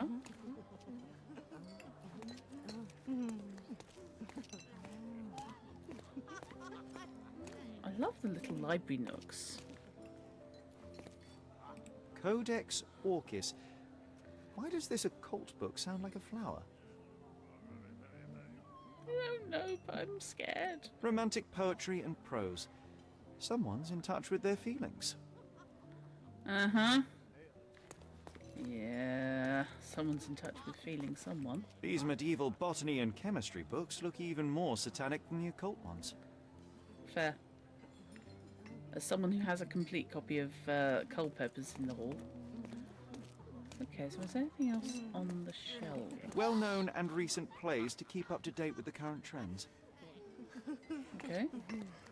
What else we got? Anything interesting? John, get out of the way. John, don't stand in where I want to be challenge.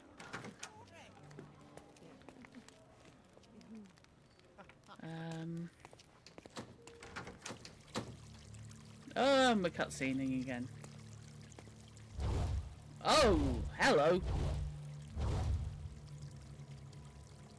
My God. Was he here this whole time?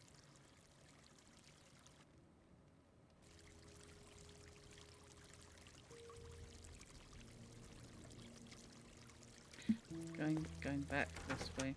I didn't see that.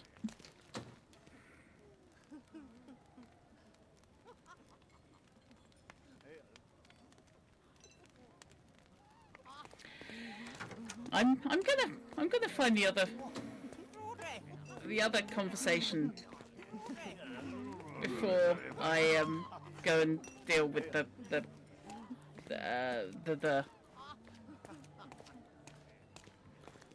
Okay, what have we got? So that's my okay, that's the way in. So what have we got?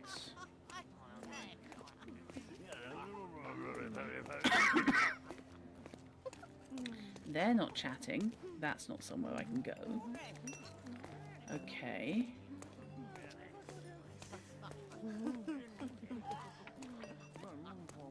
Is that where I was? Is that where Vogel was?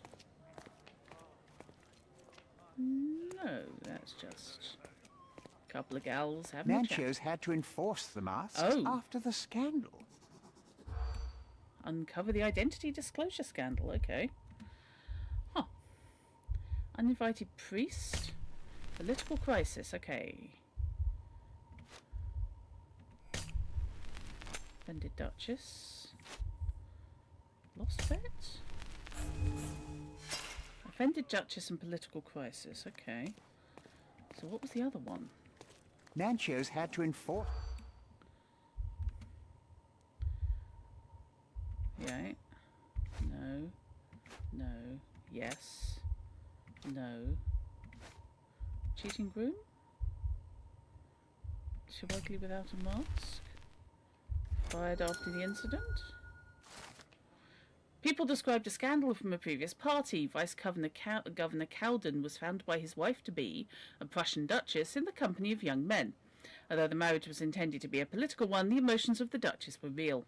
The incident instigated a political crisis between Cordona and Prussia. Although there were only a few notes of protest, the governor fired his protege. Oh. I'll pin them down with this scoop.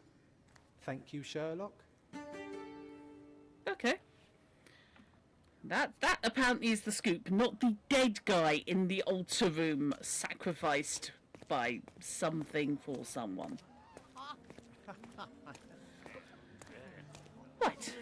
Now we'll get back to the sacrificial.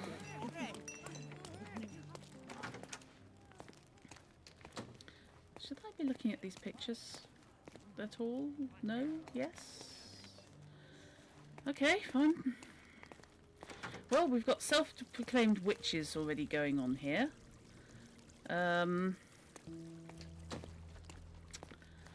Okay, guess I'll take a look at the stiff.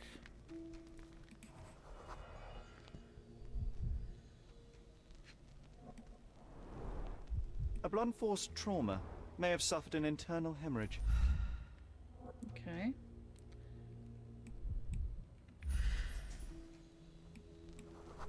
Tattoo covers a mark, a This slave crew brand. tattoo partially covers a slave branding. What on earth is going on here? Oh boy. This golden handle has a bloodstain on it. I think that's the least of our worries at this stage. The dagger is heavy and sharp, but lacks balance. This worm-like sigil has been drawn with his own blood. Oh no. No, no, no, no, no, no. No, not liking that at all.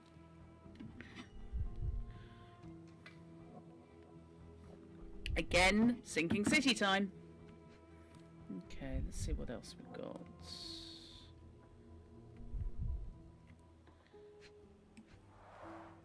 The victim has clenched the fabric so firmly in his fist that it's nigh impossible to remove it. Okay, so not dead when you got stabbed then. What else have we got? What's going on with this? The actual wound itself, okay. The wound is deep. A precise strike reached the heart. He died right here. Okay.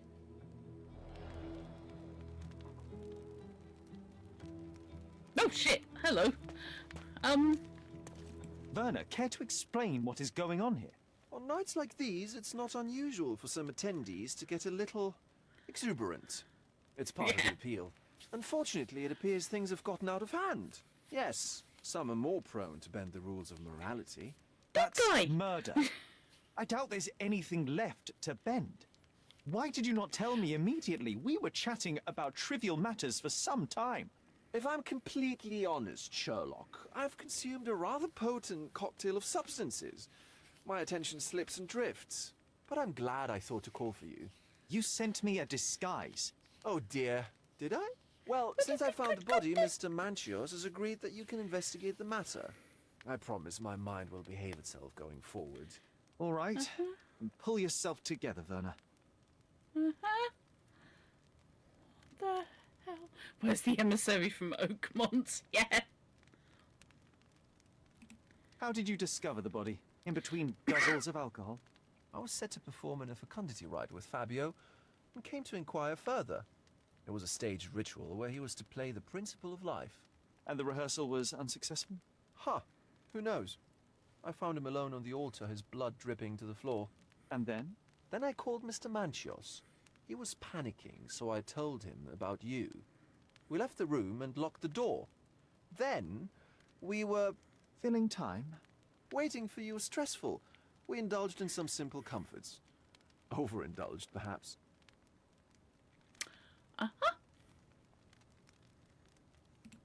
Mr. Manchios is the owner of the manor, yes? And the host of Cordona's most memorable parties. He promises even the ugliest guest a partner for the night.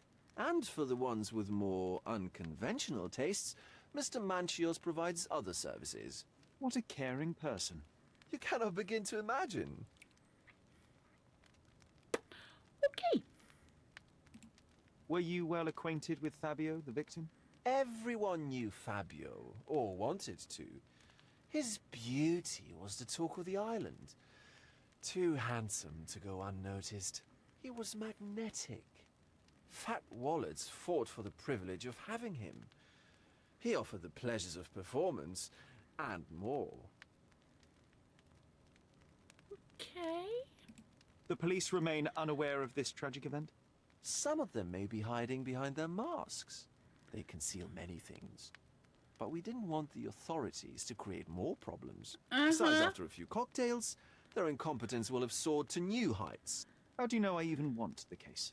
I promised you relaxation.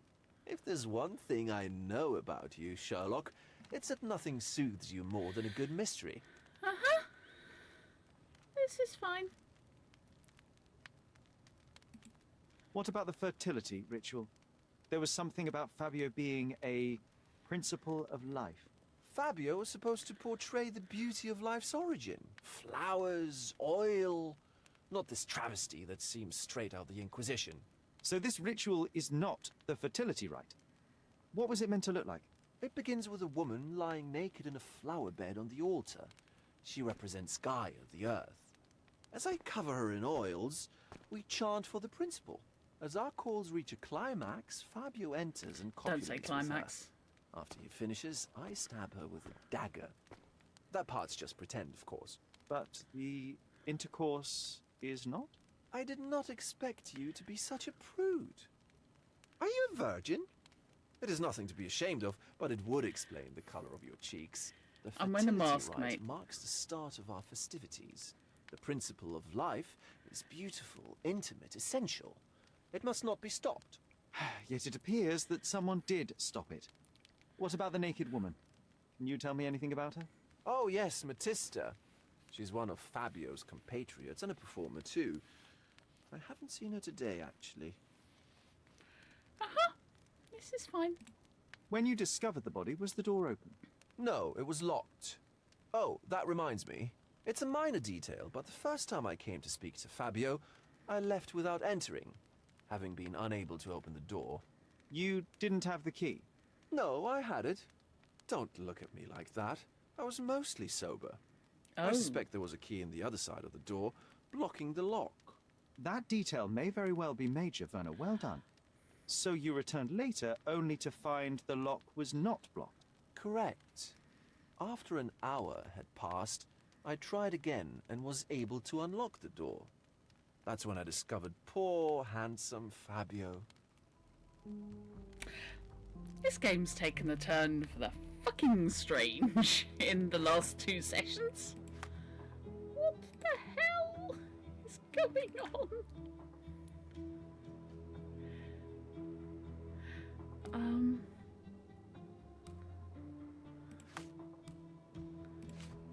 Victims' descriptions.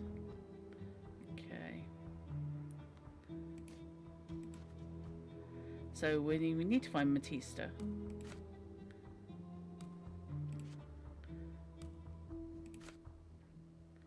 Okay, let's pin that for now. Circumstances of Fabio's death. Fabio died on the altar. Sacrificed on the altar during an occult ritual. What to do?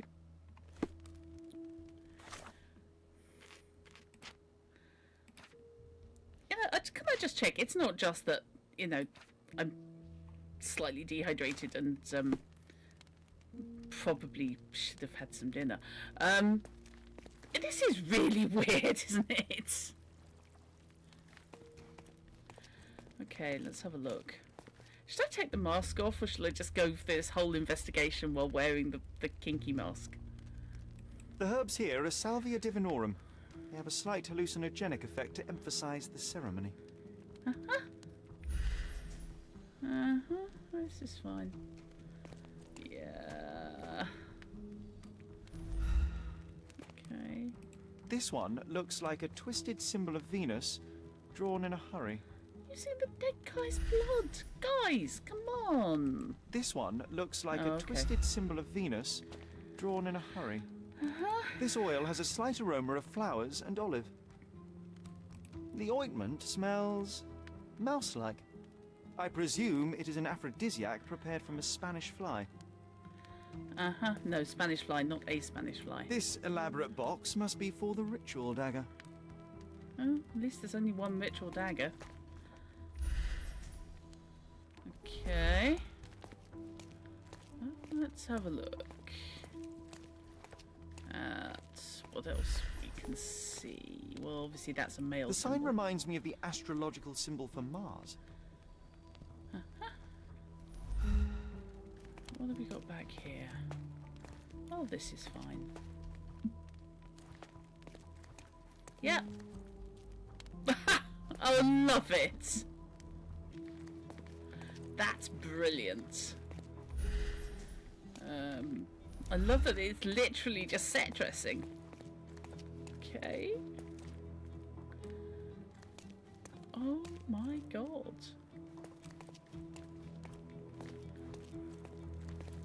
So we got the whole yin yang balance thing, male, female, whatever.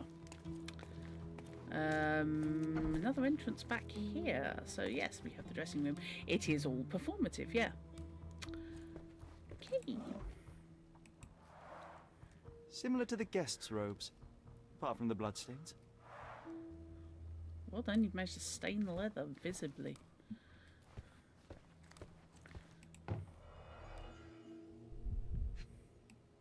Cufflinks. Handcrafted and luxurious cufflinks. There's also a note. For my Fabio, Manchos. And the other key, one assumes. The key is similar to the one that Vogel gave me.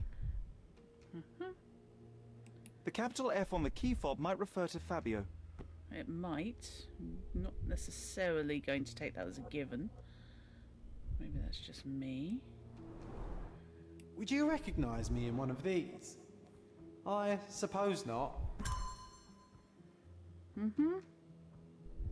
Nobody's recognising anyone. That's the problem. Okay. What else have we got? Props, decorations, and tools for a more detailed set. Okay, this is fine. This is all really weird. This is a different ritual. Found the scenario of some sort of ritual with a remark written at the beginning. It says, read and rehearse this rite. Manchos. The naked woman lies on the altar on the bed of flowers, symbolizing Gaia. The one who leads the ritual oils. The one who leads the ritual oils the body of that went weird of the woman to awaken her inner fertility. Participants should chant at this moment and call for the man who can please Mother Gaia. Then the man who will impersonate the principle of life may come to engage in sexual congress with her. Okay. Don't ignore the guests, Matista, and stop boring them. They don't want to hear about your stupidities. They want to feel how beautiful they are and how generous you can be towards them. You're here to please and celebrate life. Remember, each guest paid a great deal to be with you. How can anyone accept such behaviour? They're rich and weird. A useful tool for a disguise arsenal. Well, that's her handbag. I mean, I would have gone through the handbag first. That's just me.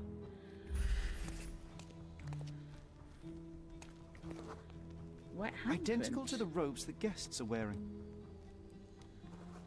Right.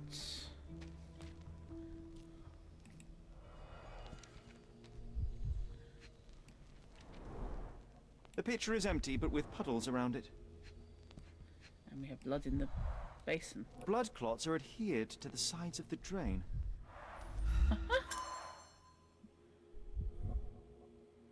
Righty-ho.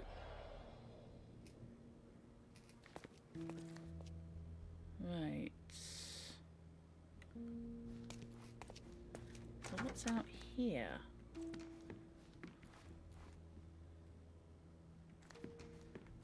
Okay, what do I actually have to investigate in here? Apart from everything. Victim description. Murderer drew symbols of Mars and Venus on the walls with the victim's blood, because of course he did. Fabio received expensive cufflinks as a present from Manchos. One of the guests may have taken the robe from here.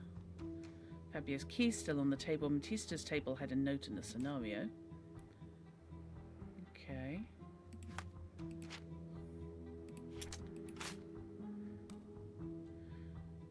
Fabio's key remains untouched. Okay, that's just fine. Presumably Fabio had a key. Presumably Matista had a key as well. Or I may be over assuming.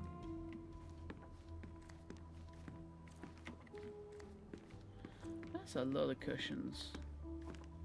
Where is Manchos? That's the question.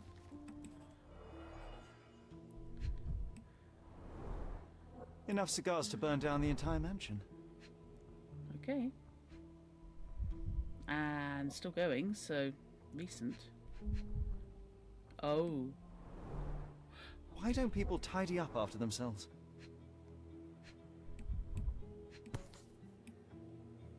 Oh. Blood. A sturdy bottle met a not-so-sturdy human. It didn't break only because it was unopened. Oh, okay. An open wound spoiled the carpet.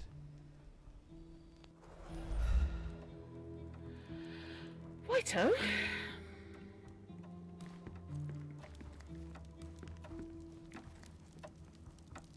Okay. That just looks uncomfortable.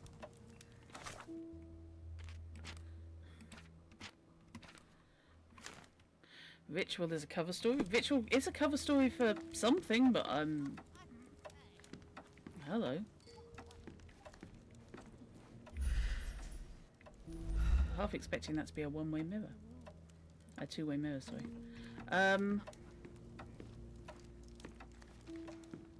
What else do we have in here?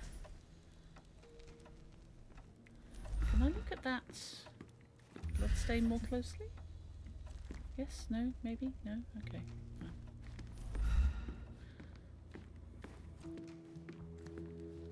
Huh.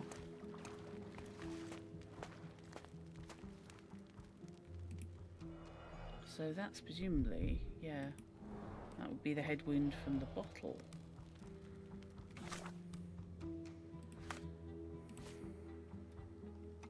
So yeah, we do have to carry it to re-examine possibly the body or possibly the smoking room again. No, that's all I've got from here. So back to the smoking room then. Okay. Oh, did not see that. Bloody handprint. A person leaned against the doorframe. They left a smudged trail of blood. He was bleeding. A bloody handprint on an armchair. The wounded person was here for some time. There appear to be no further traces leading to the altar. So, Sherry, do you have any ideas about the case? Perhaps, perhaps. I think I can deduce what happened here. I'm glad you can, because I'm confused. Which was a cover story for something, but frankly, Mancio being into Fabio is pretty much the least of our worries, given the shit that was actually planned to go down.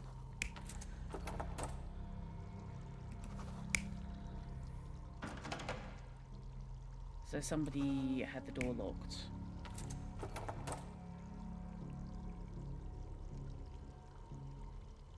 If Fabio locked that, why would his key be back on his dressing room table? Let's leave that there for now.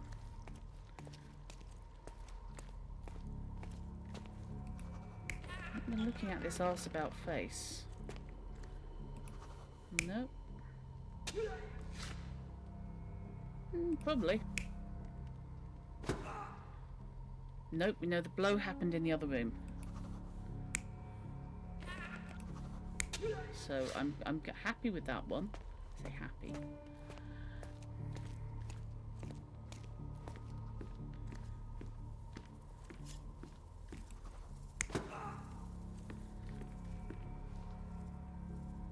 Why would he bash him over the head? I say he. No. Right, that definitely I think is right. Uh-huh. Yeah, I think the first one.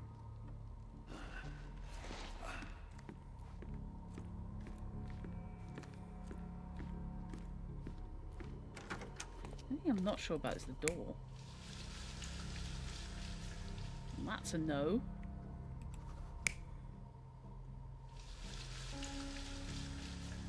Yeah, it's our unknown.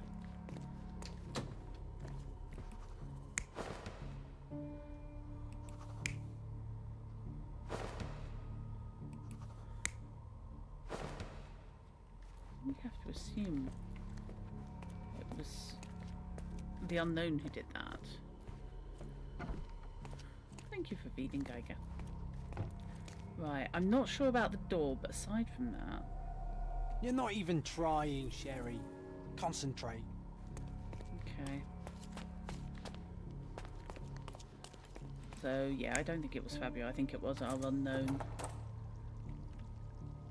who locked it and then... You're not even trying, Sherry.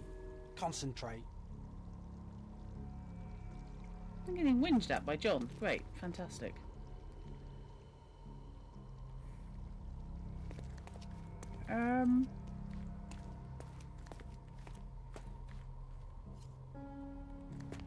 Okay, so we know that he got stabbed there. I assume he got stabbed there. Seems unlikely they got stabbed anywhere else.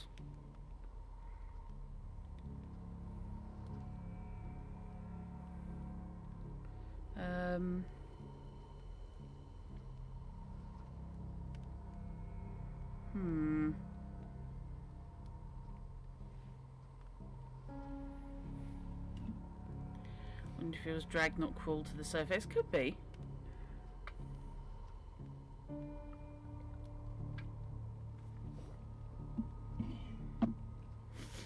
I think it could be, yeah. I mean, I had assumed that he crawled,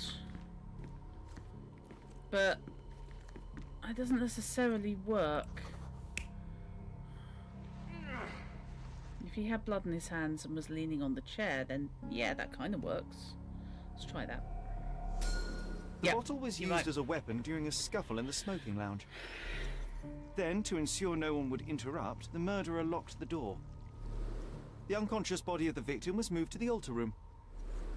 Once the body was on the altar, the murderer thrust the dagger into the victim's heart. Symbols were drawn with the blood. The wardrobe was used to hide the bloodied robe from anyone's eyes. The killer washed himself and took a clean robe from the hanger before leaving. Are you all right? You're on the floor, not moving. I think I know what happened here. Yes, of course, you've not actually seen my process, have you, Werner? I'm starting to put the pieces together. Fabio was stabbed. I see nothing gets past you, Werner. Yes, he was stabbed, but only after being knocked out in the next room and placed here. I do not yet know why. So, who's responsible? Well, it was one person working alone, and the murderer has now donned a robe. He or she could be hiding in plain sight. We have lost time, Werner, but your discretion may prove to be a benediction after all. Okay. Let's have a look at the Mind Palace. Right. What do we got? Fabio was assaulted in a nearby room.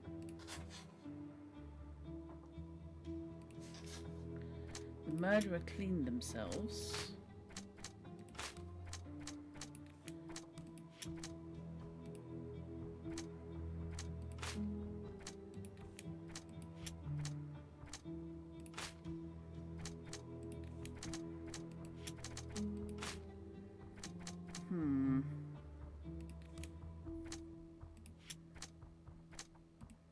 Nope. So none of those actually relate to each other. Oh, that one does. Murderer had a key to the altar room. Fabio was killed in a ritual murder. He was sacrificed on the altar during an occult ritual like hell. The ritual was staged. It was a cover for the true murder motive. Let's go with that. And back to the clues. No. Okay, so they don't... That doesn't make any odds. Okay. Oops, did not mean to come out that far. It's clear the murderer had a key. If I find out who had a key to the altar room, I'll shrink the list of suspects. Okie dokie.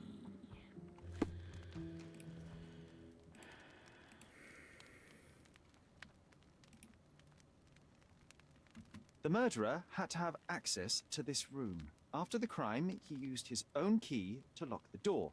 So, who had the key to the altar room? I'm not sure. As a special guest, I was provided one by Mr. Manchios. He should be able to tell you of any others. Where can I find him? Most likely in the main hall, entertaining his guests. He has a mask with golden stars. You can't miss him. But please be discreet. We don't want to risk disturbing the revelry. Oh yeah, God forbid you ruin the party. Okay. Pin that. Kurt Manchos should know who had the key to the altar room. Vogel said he saw him in the hall. So, mask with golden stars and probably still nervous. Okie dokie.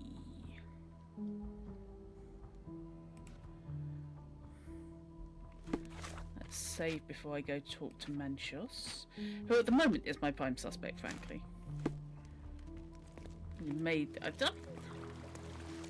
don't know, it seems unlikely that Fabio would have been miffed at the attention. He seems to have been a very practical sort of person. Okay, looking for stars.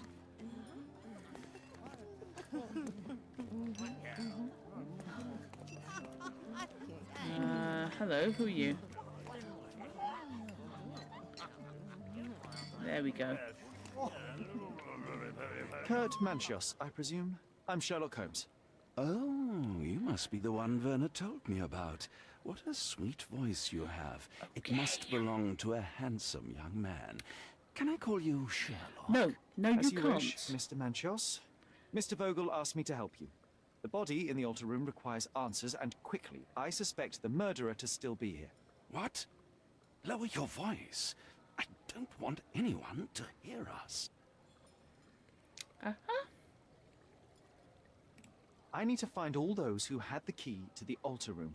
As far as I know, Mr. Vogel, Fabio, and you had access to it. Is that correct? That is correct, yes. Also, Matista and Santos. Santos? Who is that?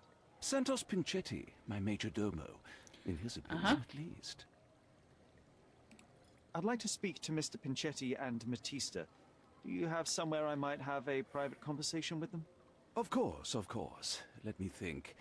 Matista is entertaining the guests somewhere, and Santos...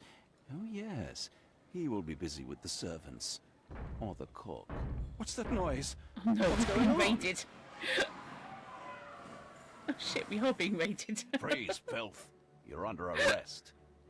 It is, isn't it? Chrono, sounding like a jealous murder scenario, I can well believe it.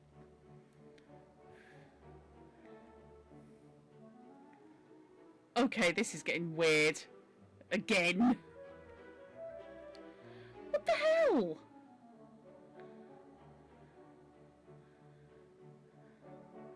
I find it hard to believe that the guests are resisting this hard.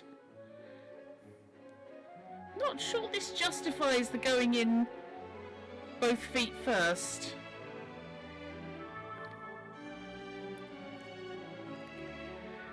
I'm too sober for this by half.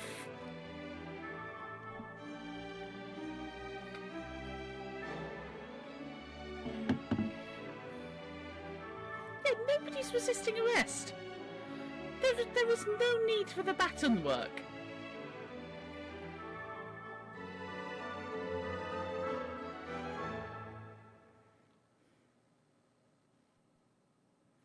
You committed a crime, and now I have to free you, kiss your hand, and apologize for the inconvenience. You're great. I did tell you that Mr. Vogel and I were innocent. I emphasized it in my statement. Your statement? Thanks to some bigwigs who work for the so-called good of the country by releasing fleas like you. Thank God we have Vogel in this letter. Once I get to that goldfish, I'll... Bigwig? Oh, my wretched brother Mycroft and his long nose. Wait, did you say Mycroft? Mycroft Holmes? Are you the youngest son of Violet Holmes? Oh, hello. Rest her soul. And yes, I think it was Kate. I think that was Swan Lake, or from Swan Lake, yeah. But that was a bonkers scene. You knew my mother? Not personally, no. Not exactly. I was working on the paperwork for that case. Would you happen to remember anything of the events? Well, I didn't make the inquiry, but I remember seeing some notes. Why? Perhaps we can negotiate. Perhaps we can negotiate. I could be quite useful. Huh. Got you hooked, right? You know what? Stark and the others think they're the smartest here, thanks to you. Let me get this straight. Are you listening to me, lad? I'm all ears. Take this case. Report to me only, to Constable Harvey Oswald. I'll leave everything I have on this table. Find the murderer. Be a real copper. Question the suspects, make them sing, give me something substantial. And if Mr. Vogel is not a suspect? If he's innocent, then you can take your favourite degenerate away from here. If you slip or mess with the evidence, then trust me, your brother won't save you from my bludgeon. Meanwhile, I'll be checking the archive for you. If anybody asks, then you're a consulting detective. Let's make a start then, partner. Yeah, you might want to get changed. I'm glad we managed to get the scoop before the raid. Okay. Let's get changed, shall we? You can't change clothes here, bastard. Vogel's under arrest since he's one of the main suspects. Okay, that makes sense. Constable Oswald freed me. I'm worried that his name is Harvey Oswald, but okay, we'll go with that. Fabio received expensive cufflinks as a present from Manchios. Okay, what we got? Pinchetti is Major Domo. No, okay, can't do anything with that. That's fine. Let's have a look.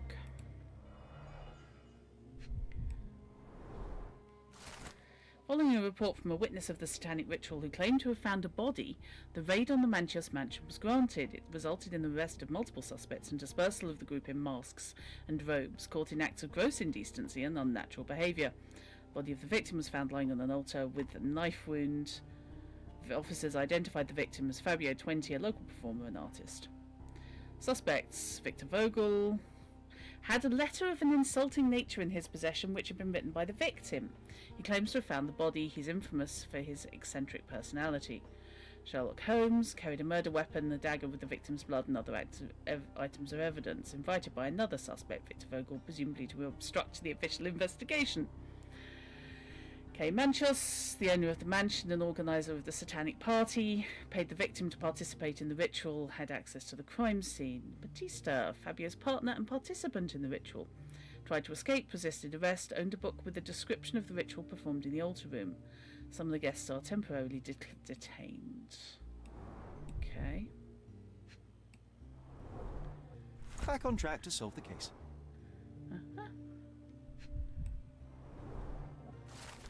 I, Santos Pinchetti, am a witness who reports a suspicion of murder. So, yeah, Pinchetti shafted them. During preparations for the social party, I heard loud noises from the closed altar room. Immediately, I thought of the sacrifice of a living being overviewed by none other than Kurt Manchios. What did Manchios do to piss you off? There was... oh, actually...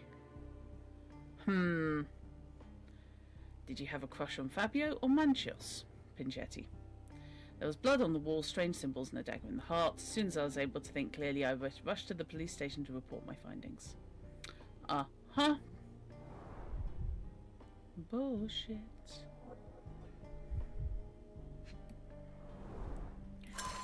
Provider of this ticket has permission to inspect all evidence on the case. Okay. Cool. Can I not look at that? Okay. Obtain keys to the interrogation rooms 5 and 6. Right. What we got? Pinchetti is the major domo and informed the police. Pinchetti is a suspect who should be arrested and questioned. He had a key which he did not mention. Yes, he locked the room.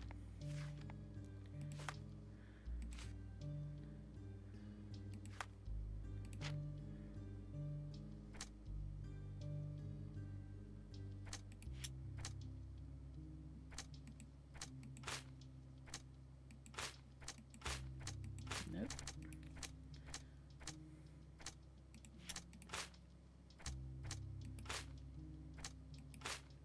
Okay.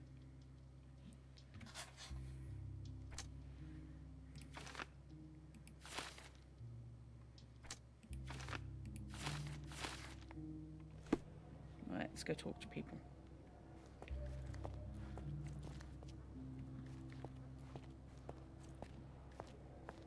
I mean, I'm stuck in cult robes, so that's fine.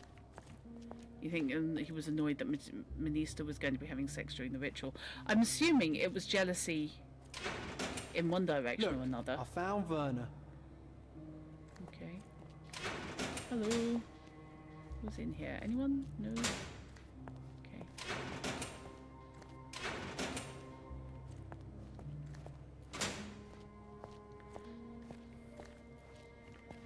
Okay.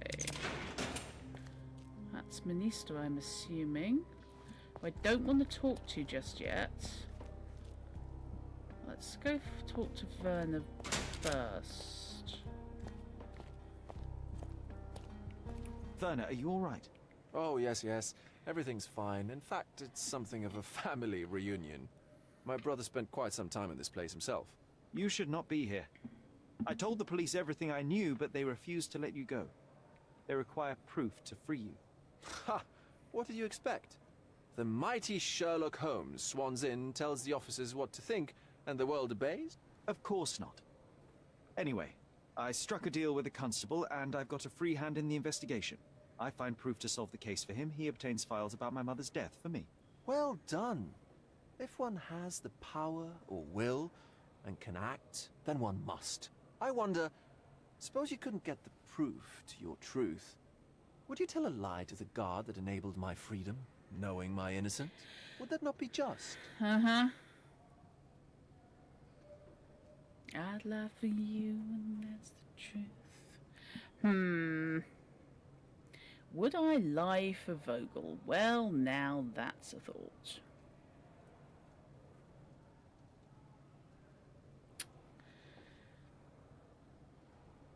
I wouldn't lie for you. There are lines I will not cross, Werner. I will do my best to secure your release, but with proof, not deception. Really? How many white lies have you told on this island? Why not for me? Why not another? Because you're sus as they come. That is absurd. I can resolve this without compromises. Do not give up hope. Uh-huh. Okay. We have evidence. Right, I've done that one. I'm not supposed to know anything about this. Okay. I can't follow you here. I don't think I can tell you anything Okay. about this. I have learned who told the police about the crime. It was Santos Pinchetti. Do I know him? The major domo of the manor. He cleans up after you? Well, then he does his job perfectly. All but invisible. I couldn't tell you the first thing about him. That's helpful.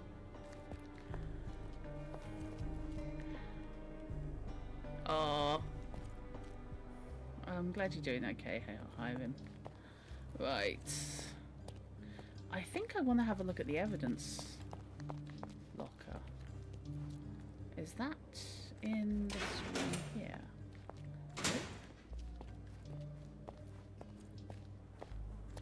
Where do we think the evidence is?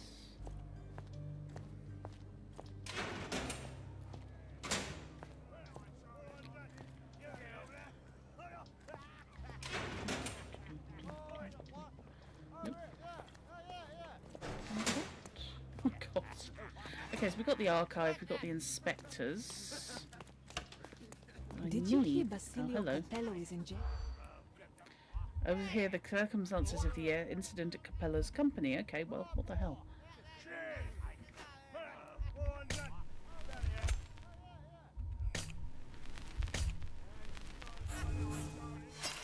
Dead in the safe? I'm sorry? Did you hear Basilio Capello No. is in jail? What the hell?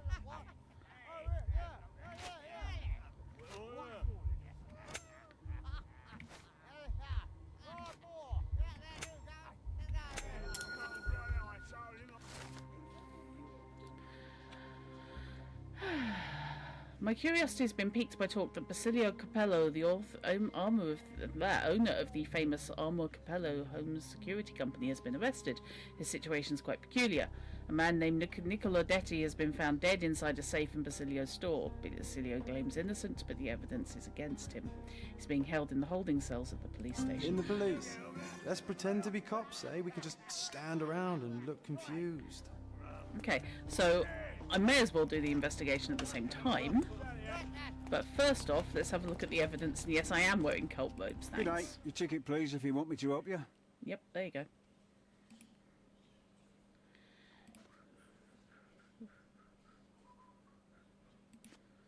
There we go. I'd like to check the evidence from this case. And who are you? Oswald sent me. I'm a consulting detective. His partner, then? Let me see. Ah, in cult robes. ritual murder. What a bunch of degenerates. Wait a second. I'll bring it to the table. Thank you. Okay, what we got?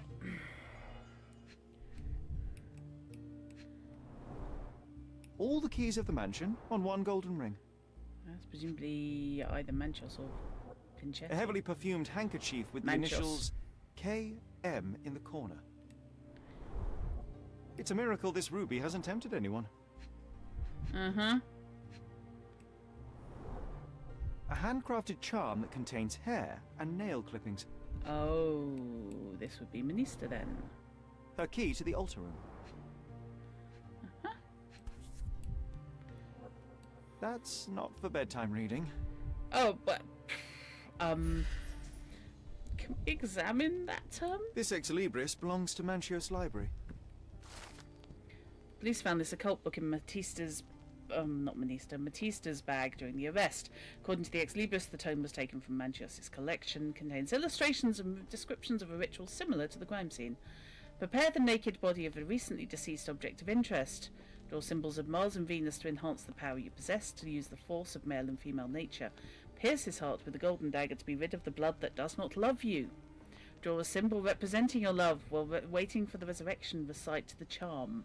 I'm sorry? The book describes a ritual similar to the one performed in the altar room. Okay. Was she expecting him to come back? The letter was found in Vogel's evidence box. Is your mind unsound? You can't control your bitterness around me anyway. For me, it's too great a risk to ignore that kind of behaviour. I can speak and play with anyone I choose. I'm not another Matista. You pay me, but you haven't bought me. Of course, I'll keep all your generous donations, even though they hardly compensate for your last terrible outburst. I'm leaving you, though Matista will still be around. Not the time for privacy. Okay. An emergency kit for boredom. As you do. Oh, whoops. Werner's personal sketchbook. Thank you, officer. Okay. Okay. So what does that give us?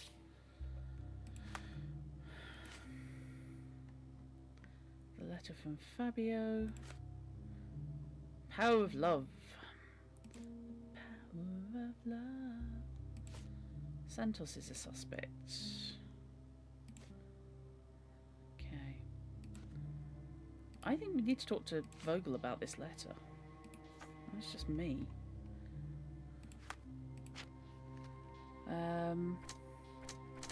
Vogel is helped because the letter, angry letter from Fabio. Nope.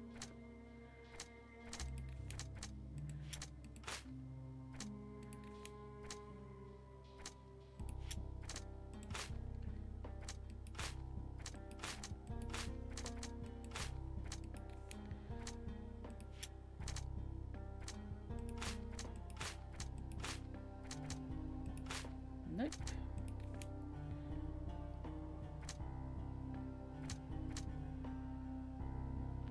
There's loads of clues, nothing I can deduce.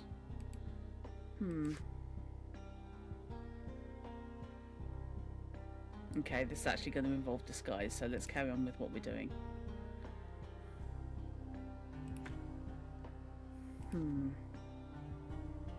My best bet is indeed to go and talk to Fabio. Not talk to Fabio, sorry, but Fabio's dead. Who are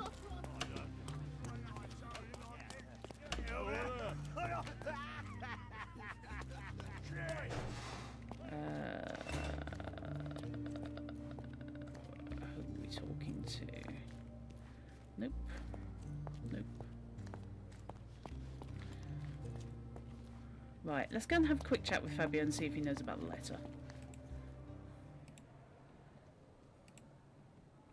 So the police found a letter from Fabio in your pocket. I cannot tell if it was truly in my pocket at all. Perhaps it was placed there later. Yeah, but you Well, were high that as a is one kite. hypothesis. If it were true, then how did it get there? No clue. But this night has been rather eccentric. Such a detail could have easily eluded me. Indeed. Do you recall reading it? I can't remember that either. But I tend to respect privacy.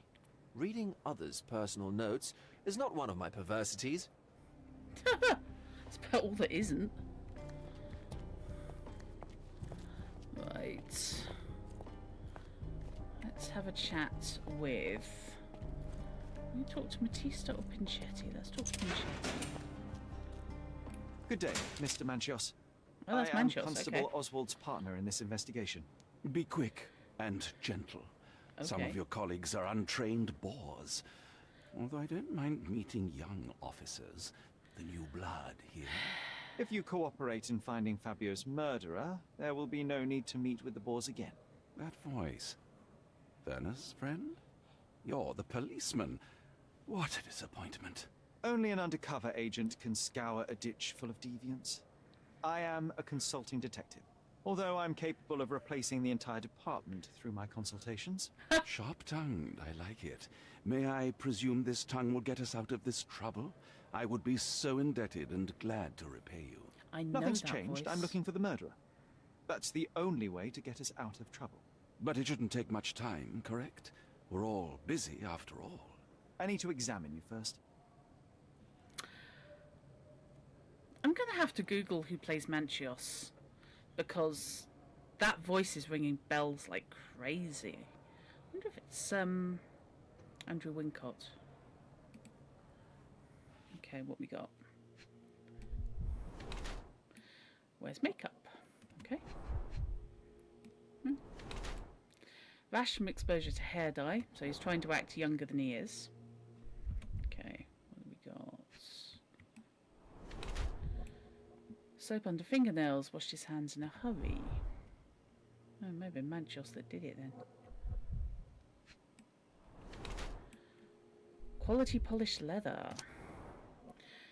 Okay, so he's hides his age. He's the organizer of the parties.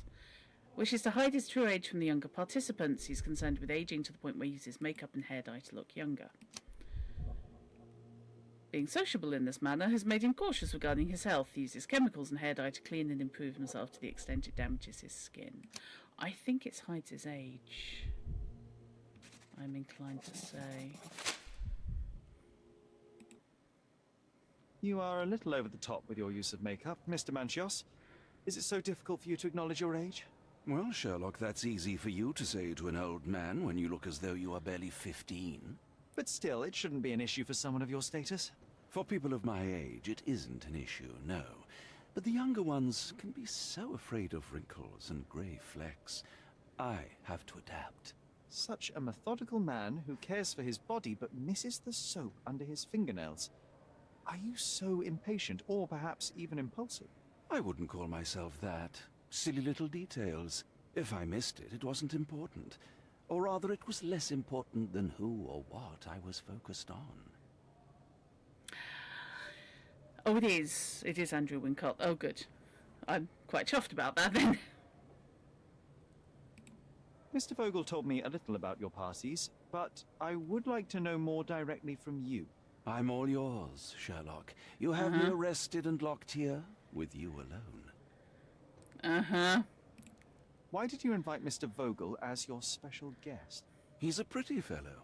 He's capable of surprising the public. He has a talent for saying words that no one else would wish to either say or hear. I suppose I can't argue with that. He is a free addition to the eccentricity of the party, which is fine by me, as long as it enhances my party. Yeah, that is. I reckon that is, yes. Let's have a quick.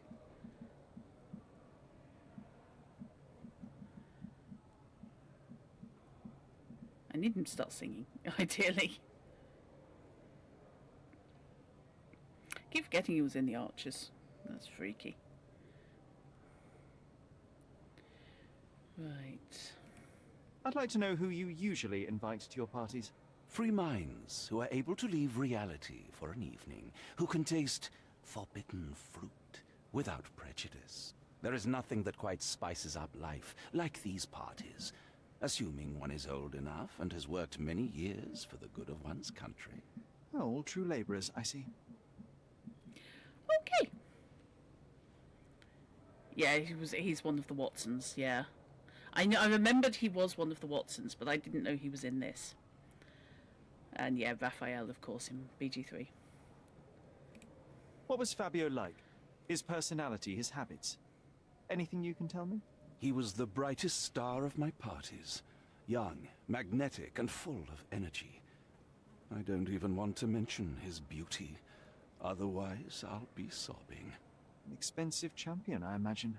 His performances were flawless. He deserved his payment. Do you think he was murdered because of money? Possibly. What about the other guests? Were they used to opening their wallets as well? I wouldn't restrict my guests from anything. I'm sure Fabio received a few coins from others for his services. Mm-hmm. I see.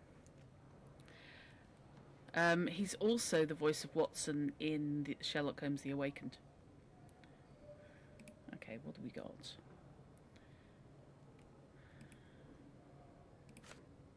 That's the character portraits. Let's have a look at that. I've read this letter from Fabio. It had no addressee, but it was found in Mr. Vogel's pocket. Werner? Strange. I didn't think the two of them corresponded. I'm sure there is some explanation. Would you care to read it?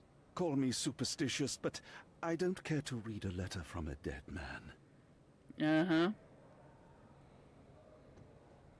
Oh, that's the other place I know him from, of course. He's the villain in Second Sight. Do you recognize this book? Could Matista have borrowed it from your library? She didn't ask me. How ungrateful. The things described in the book were inspiration for the rituals you performed? Do you really believe that blood, symbols, and incantations can resurrect the dead? They are just eerie tales with a mix of occultism and voodoo. My rituals are a stage to show some of the forbidden pleasures. Huh. Okay.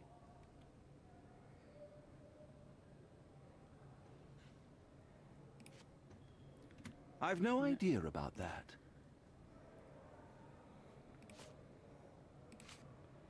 Do you have any idea who tipped off the police to raid your mansion, Mr. Manchios? Of course. It was you. I could even say you Sherlocked me in here. A good guess, but the wrong one. The fellow who did that was Mr. Pinchetti, your major domo. What? Santos? But how could he even know? If he's not the murderer himself. The ungrateful swine. He has dared to besmirch my reputation. Not a very eloquent choice of words. What should I call him then, since he's a snitch? Make him talk, Sherlock. I'm quite certain he knows more about the murder than he has told the police. No. Huh?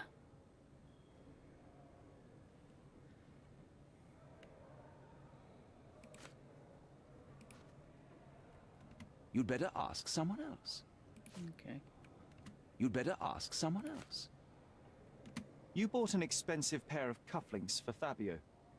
Were they his price? Or were they a tip for an exclusive show?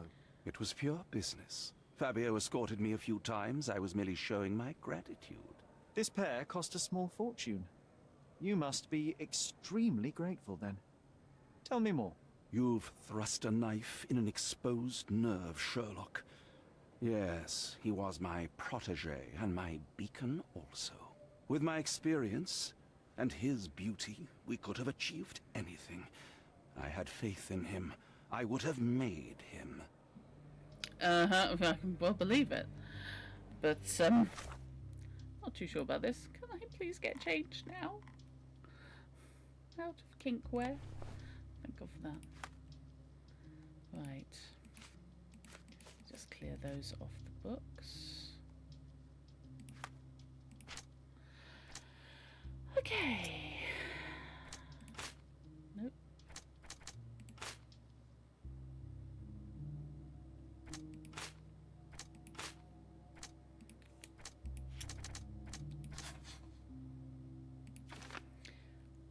Mantios carefully prepared himself for the depravity. I like the carefully prepared. Which is a bit okay.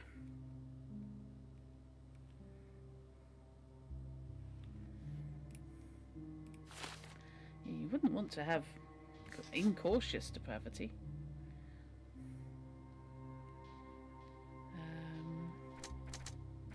Murderer clean themselves. Let's just check that. Or Mantius washed himself after the murder. Could go either way, to be fair.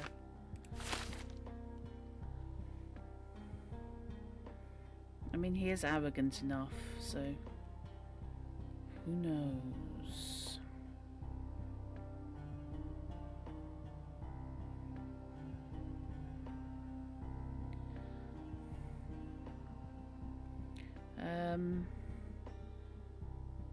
Sorry, hang on.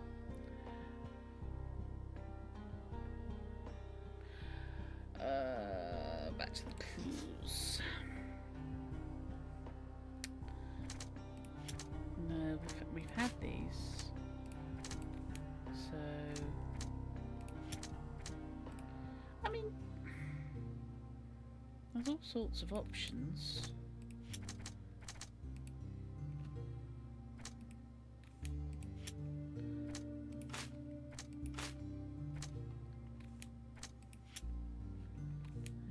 Pretty much covered that.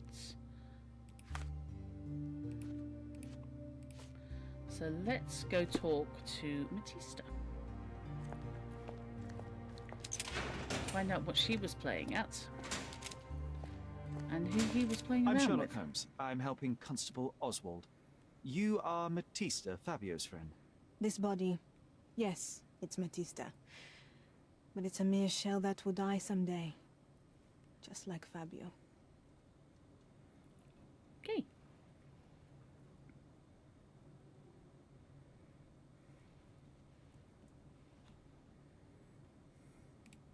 Fabio knew the risks.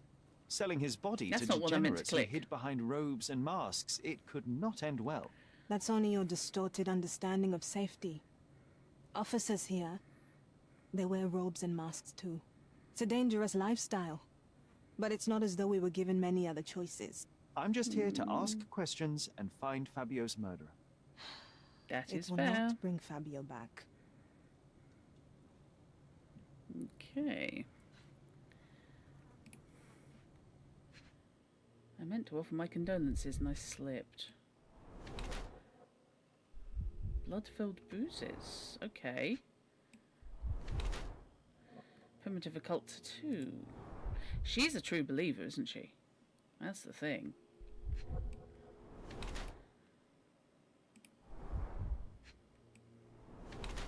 Thing is, she doesn't look like she's got the strength necessarily to drag a fully grown man over there. Oh boy, self-inflicted cuts. She's got issues, hasn't she? Shackle scars. Oh. And Fabio had a barely healed slave brand.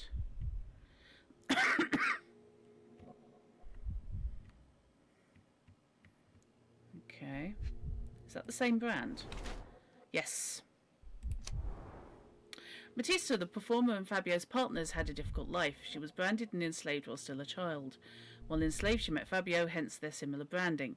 Old scars are the result of her slavery during adolescence. She continues to be haunted by these traumatic experiences.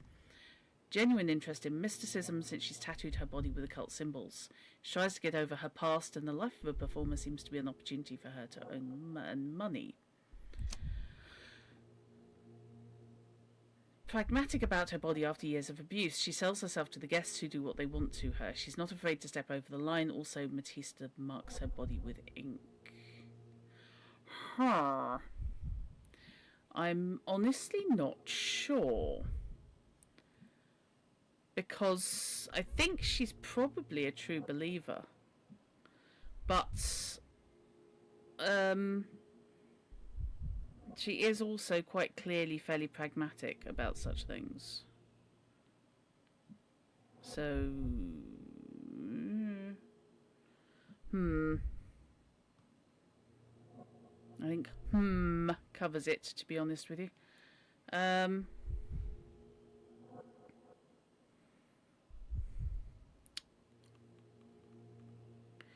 don't quite know where we're going on that.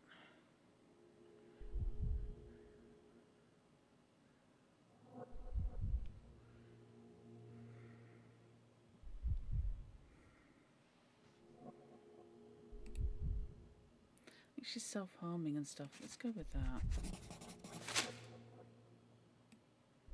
See what happens. You have both old and new scars. Some from the time when you were a slave with Fabio. Other scars have a different origin. The guests pay good money to torment you? I am skilled in giving pleasure, but I don't participate in such practices. I thought your body was... For sale? It's true. Many unwanted things were done to my body. And the pain helped me to discover... Occult deities? Ah, yes, she's the a true tattoo speaks believer. loudly of it. Yes. Your gods abandoned me, and the ones I favor now are more protective of me. How did you escape? Fair. Something happened. One night the master fell down the stairs. I made him fall, and he died. We ran away that day. We managed to get on a ship and traveled here, to Gordona. Fabio and I started a new life here. It was very hard at first, but it became better with time. Until today. Okay. The bruises on your neck are not self-inflicted. Someone else made them. Some guests can't contain themselves. They even bite, sometimes. Okay.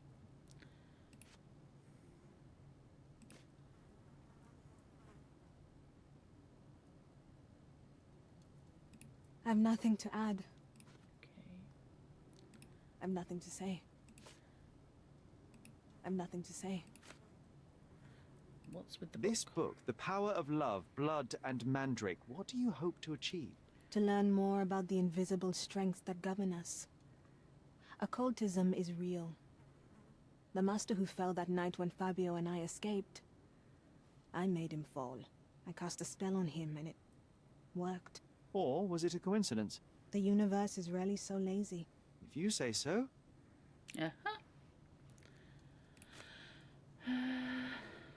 I've nothing to add. She doesn't know I've Vogel. nothing to add. This is the letter the police found in Mr. Vogel's pocket. Fabio wrote it. Do you know anything about it? I don't. Although I can feel Fabio's energy. Okay, good night, Chrono. It's there, but it refuses to let me analyze it. Do you practice occult rituals? For protection? For fortune? To wash away the ugliness of the world? Sometimes to survive. I have the gift, and I'm learning to use it better. Did you use your gift on Fabio? I only used white magic. Love charms lately. Fabio became so distant. I just wanted him to be with me, but I suppose I'm not as skilled as I thought. Okay.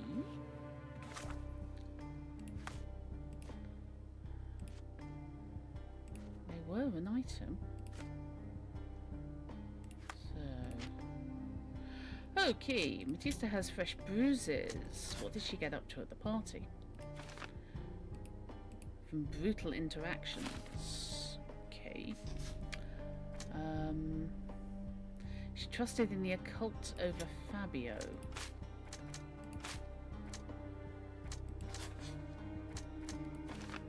May have used a ritual on Fabio. She may have performed the ritual on Fabio to bring his love back. It's a question of how much is she a true believer? And... Oh, that's not what I meant to do. And how much, in fact, was she just in love with him? Matista was bruised by the guests from brutal interactions, or during their fight in the smoking lounge, Fabio bruised Matista. I don't see... I suppose if he was throttling her, that would be why.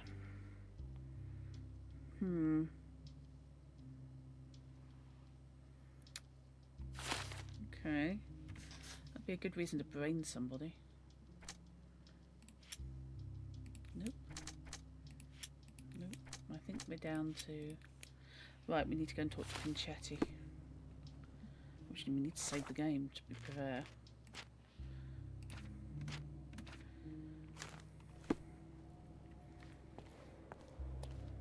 Okay. Where is he?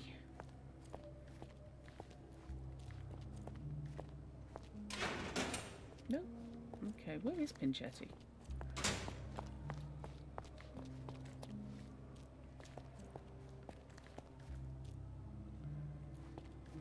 Nope.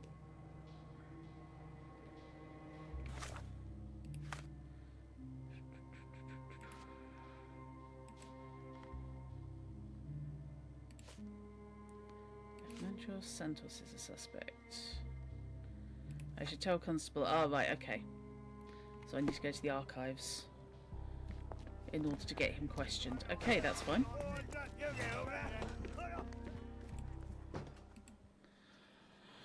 Right. Right.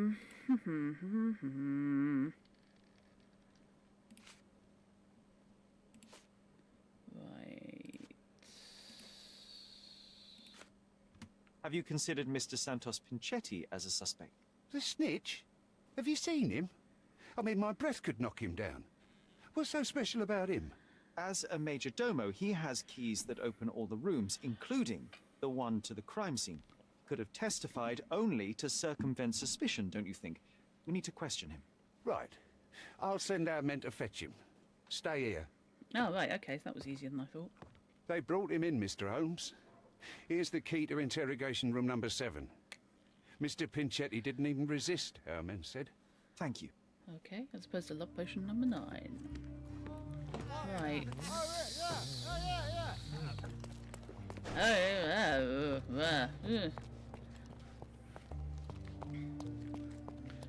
Okay.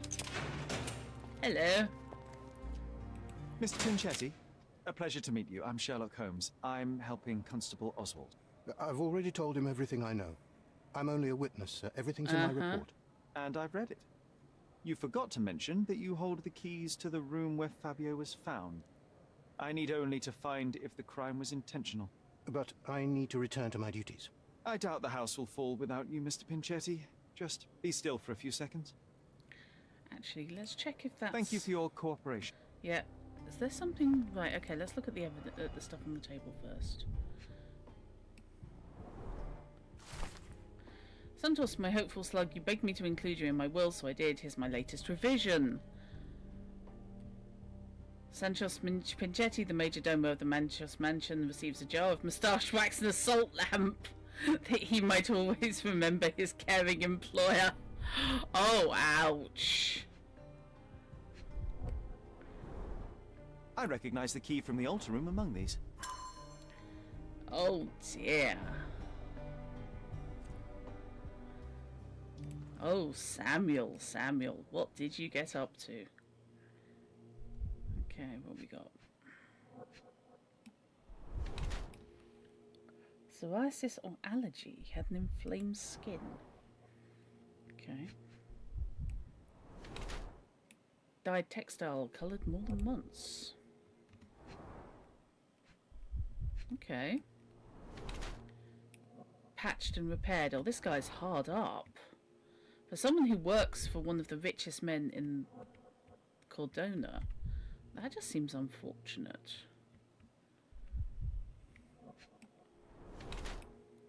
And he stepped in blood at some point. Head servant at the Manchos Mansion. Despite being employed in the highest position, he seems to be poor. His body shows symptoms of psoriasis. He hides his damaged skin under layers of makeup. The majordomo's suit had multiple holes which were patched or repaired. To renovate the suit's look, he's dyed it. Or he's a miser. I think it's all about concealment. Makes sense. Let's go with the financial difficulties. You are the major domo of a rich mansion, and you seem barely able to afford decent clothing. Yeah, You rich people are hide rich under because heavy they don't pay makeup well. a skin Yeah. disease that might be treated with more onerous but less harmful means. Do you have money troubles? Do not have a lot of means. The pay is below what you might expect. But you could easily change your job if your employer does not meet your elementary needs. One can change his employer, that is true. And the blood on your shoe, where does that come from? Does he have a I crush don't on actually know. Manchios? Perhaps from a guest? Did you know Fabio? Not personally. He was a frequent guest, and cleaning the mess after his performances was tedious. Mr. Manchios always had a role for him, and mainly the leading one. The parties were always, Fabio-centric? And Matista? Was she as popular as her partner? Don't tell her I said this, but I do not think so. Mr. Manchios hired her only because Fabio refused to work without her. Mr. Manchios used to see her as a worker. She was tasked with entertaining the guests, unlike Fabio, who could pick and choose. Okay. What we got?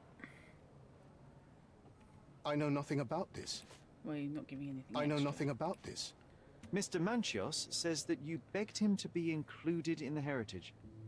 Isn't that a little extreme, even for a major domo? He's not only my employer, he's my uncle. And I'm his next of kin. The only one. Mr. Manchios flatly refuses to pay a family member. All I have to do is repay his so-called love. Cleaning up the filth after perverts and decadents. He's imprisoned me. The best I can hope for is a new broom. That's why I wanted to have my part of the inheritance. Is it that bad? You have a roof above your head, a salary, and the status of a major domo. For God's sake. I'm forced to dye and stitch my threadbare clothes, and the holes in my shoes are painful. I'm ashamed every time a guest looks at me closely. Why do you think your uncle treats you this way? My mother, my uncle's sister, had me illegitimately. She died, and I was given the surname of one of the maids. But you are entitled to some of the money that belongs to your family. He thinks not. I was not responsible for my mother's death. I work hard, and he pays me nothing. I feed on the leftovers. While he wastes our estate's property on decadent parties. He paid Fabio handsomely and showered him with expensive gifts for their disgusting relationship.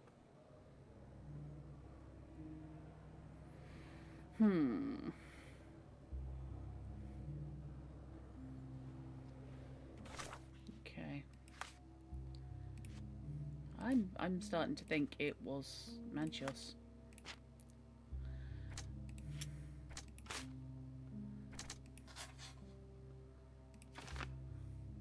According to Santos Pinchetti, and by the content of the letter, it may have been addressed to Count Manchios. Hello.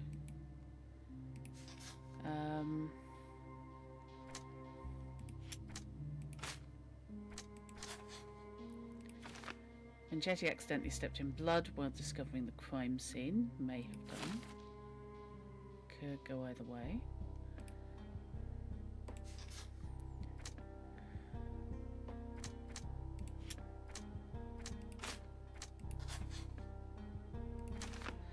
Pinchetti missed the blood spatter, failed to notice the blood stain on the side of his shoe while cleaning himself after the murder, or may have stepped in blood.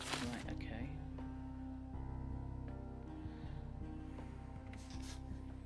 Oh, it was all going on, wasn't it? Nope.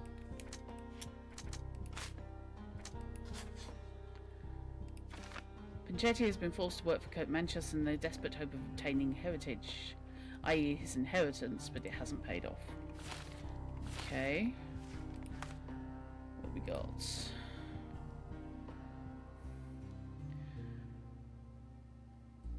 Santos mentions Manchios giving strange and expensive gifts to Fabio. In the letter, Fabio mentions gifts he would keep due to someone's temperament. Seems Fabio wrote this angry letter to Manchios. Right. I need to have another chat with Manchios.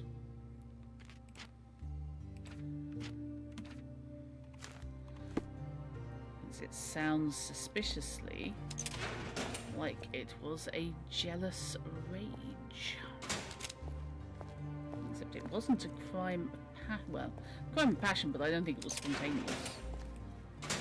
Okay, let's have a chat.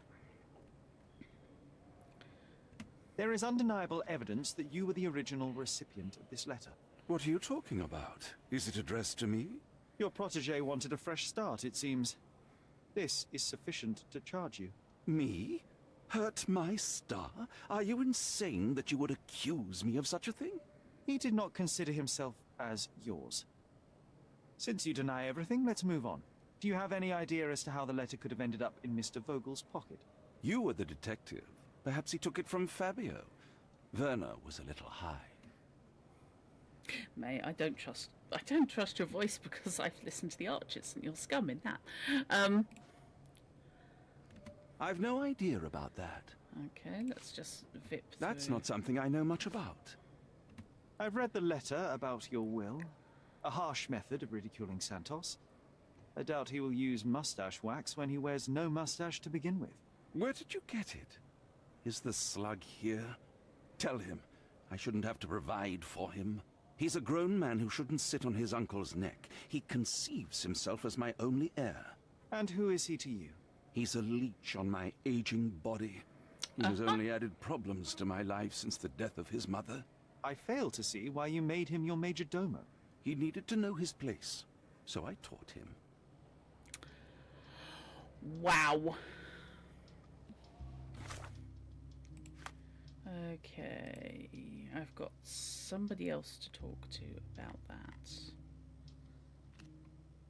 Denies any claim about the letter. So let's have a chat with... Batista is across the road, so let's have a conversation with her. Could Fabio have written this letter to Kurt Manchos? Oh. That could be. I never thought Mr. Manchos could make Fabio that angry, though. What do you mean? Well, Fabio wanted to disassociate from Mr. Manchos. Clients who are in love are both a blessing and a curse. But Fabio was here tonight. Money. In our line of work, we can't afford to turn down clients who pay as well as Kurt Manchos. Was Fabio afraid of Mr. Manchos? Not at all. The old toad wouldn't dare to do more than sweet talk and touching. Talk can be forgotten, and touching washed away. I see. There's still somebody else to chat about that.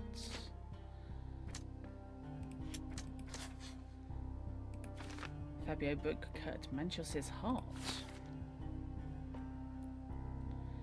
Yeah, I'm seriously starting to think it's Manchos. So let's go back and talk to Vogel about the letter. There's a limit. Hi. I have reason to believe that the intended recipient of the incriminating letter may have been Kurt Manchos. Well, that makes sense. Too bad I can't remember how I came to possess it. Though I did spend quite some time with Mr. Manchos during the party. Unfortunately, even with an answer, that may still not be enough to clear you with the police. But fear not, I will persevere. I hope your attempt to put things straight will make up for... you being on a bender? Touché. There are phrases and phrases. Okay, I still have to talk to someone about the letter. Either Vogel or Manchos is lying. Either Vogel took the letter under the influence, or Manchos planted the letter. I think that's quite possible, actually. So let's take that option.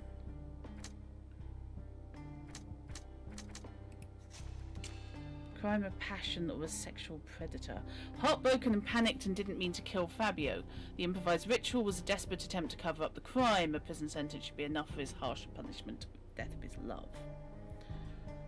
Kurt Manchos killed Fabio in cold blood. He staged the crime as a ritual to blame Batista. He planted the letter in Vogel's pocket to avoid suspicion. Manchos has no consideration for the life of others and deserves to be hanged. Oh, okay.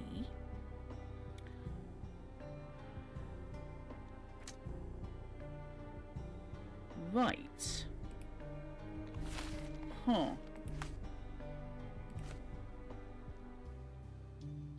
Okay, let's go back to this. I know I have the Mind Palace. No. Where is Pinchetti? If I just walk straight past him.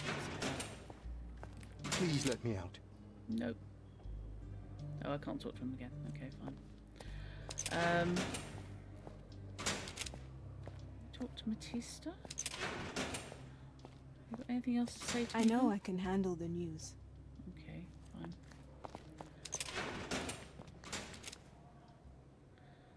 I think he did it. The murder of Fabio did not have a ritual purpose, Mr. Manchios. It was staged by a man who wished to distract the investigation. That might be true. That poor girl Matista wouldn't dare to kill the only man who cared for her. So, Santos. Mr. Pinchetti snatched at the chance to solve his problems. Ungrateful little scum. Will he be executed? But what for? He informed the police as to the crime, that was all. He couldn't stage the ritual, but he found the body, I believe. I can't believe it. Why did Werner do it? Mr. Vogel. He had no reason, and he won't be a scapegoat as you planned. You put Fabio's letter in his pocket when he was intoxicated, didn't you? You can't be serious.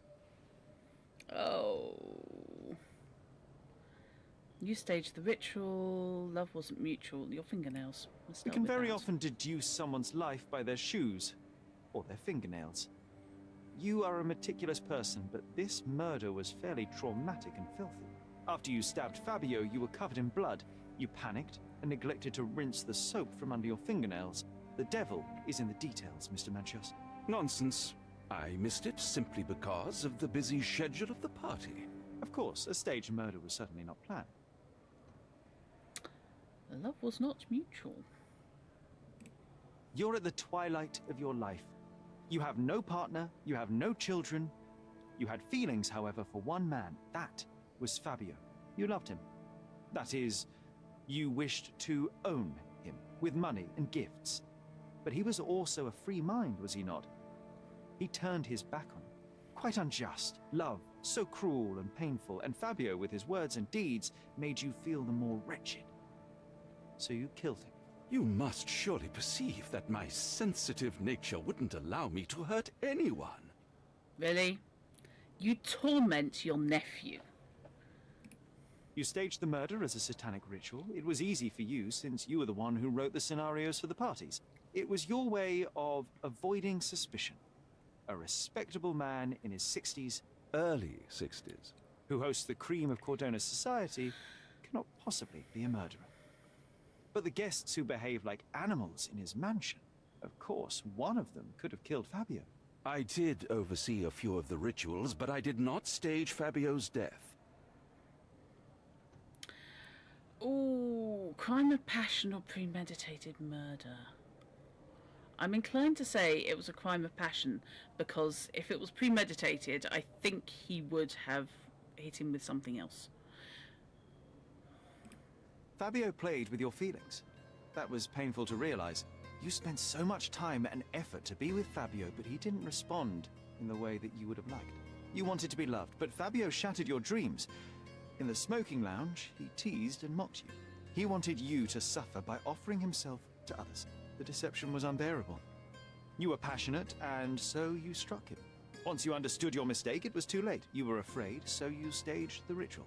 With such a story, you might be sentenced to a few years. It might clean your conscience, and soon the case will be forgotten. No. No.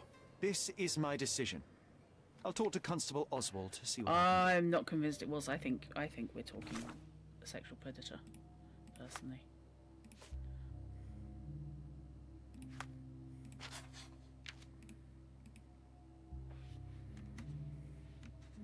I think we are talking sexual predator.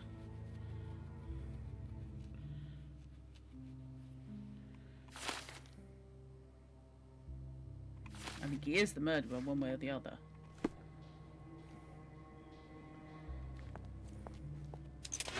I need a chat with the inspector.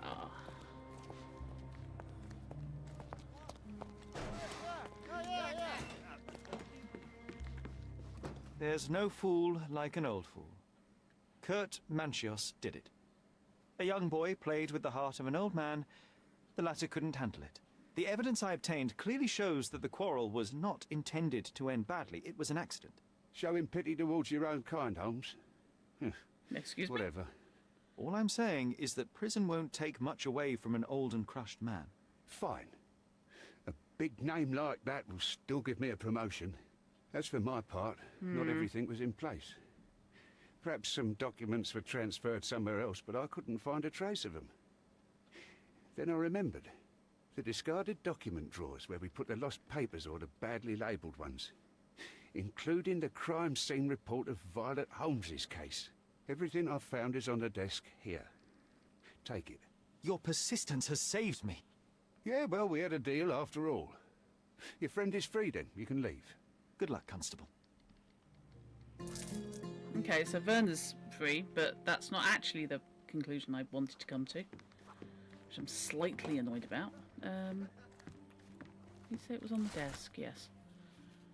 Officers arrived to find the deceased, identified as Mrs. Violet Holmes, lying in the garden of Stonewood Manor. She was in the garden. Showed the victim to be thoroughly soaked with a deep vertical incision 2 inches in length down her throat.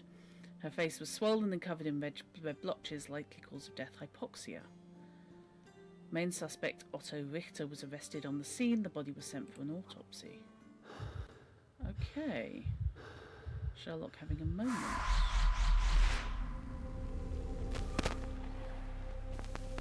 Sherlock having several moments.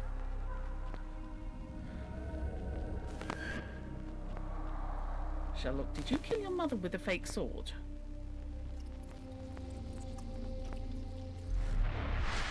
The garden. There's a garden behind our manor. How could I forget?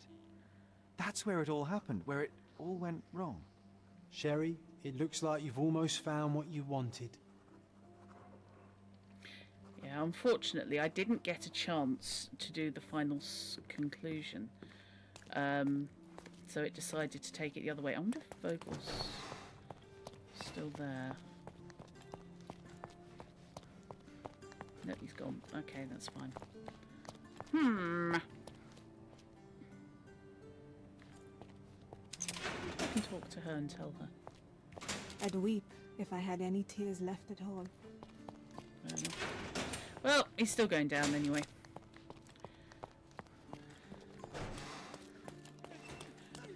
Oh, you did it, Sherlock! The case is closed and all rewards belong to the winner. Bravo! It is merely the triumph of the truth. Is it? No compromises? No lies? You're happy with your decisions?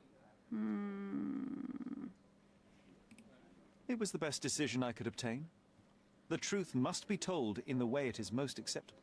You're making progress, Sherlock. I was right to believe in you. By the way, did you get that precious information about your mother?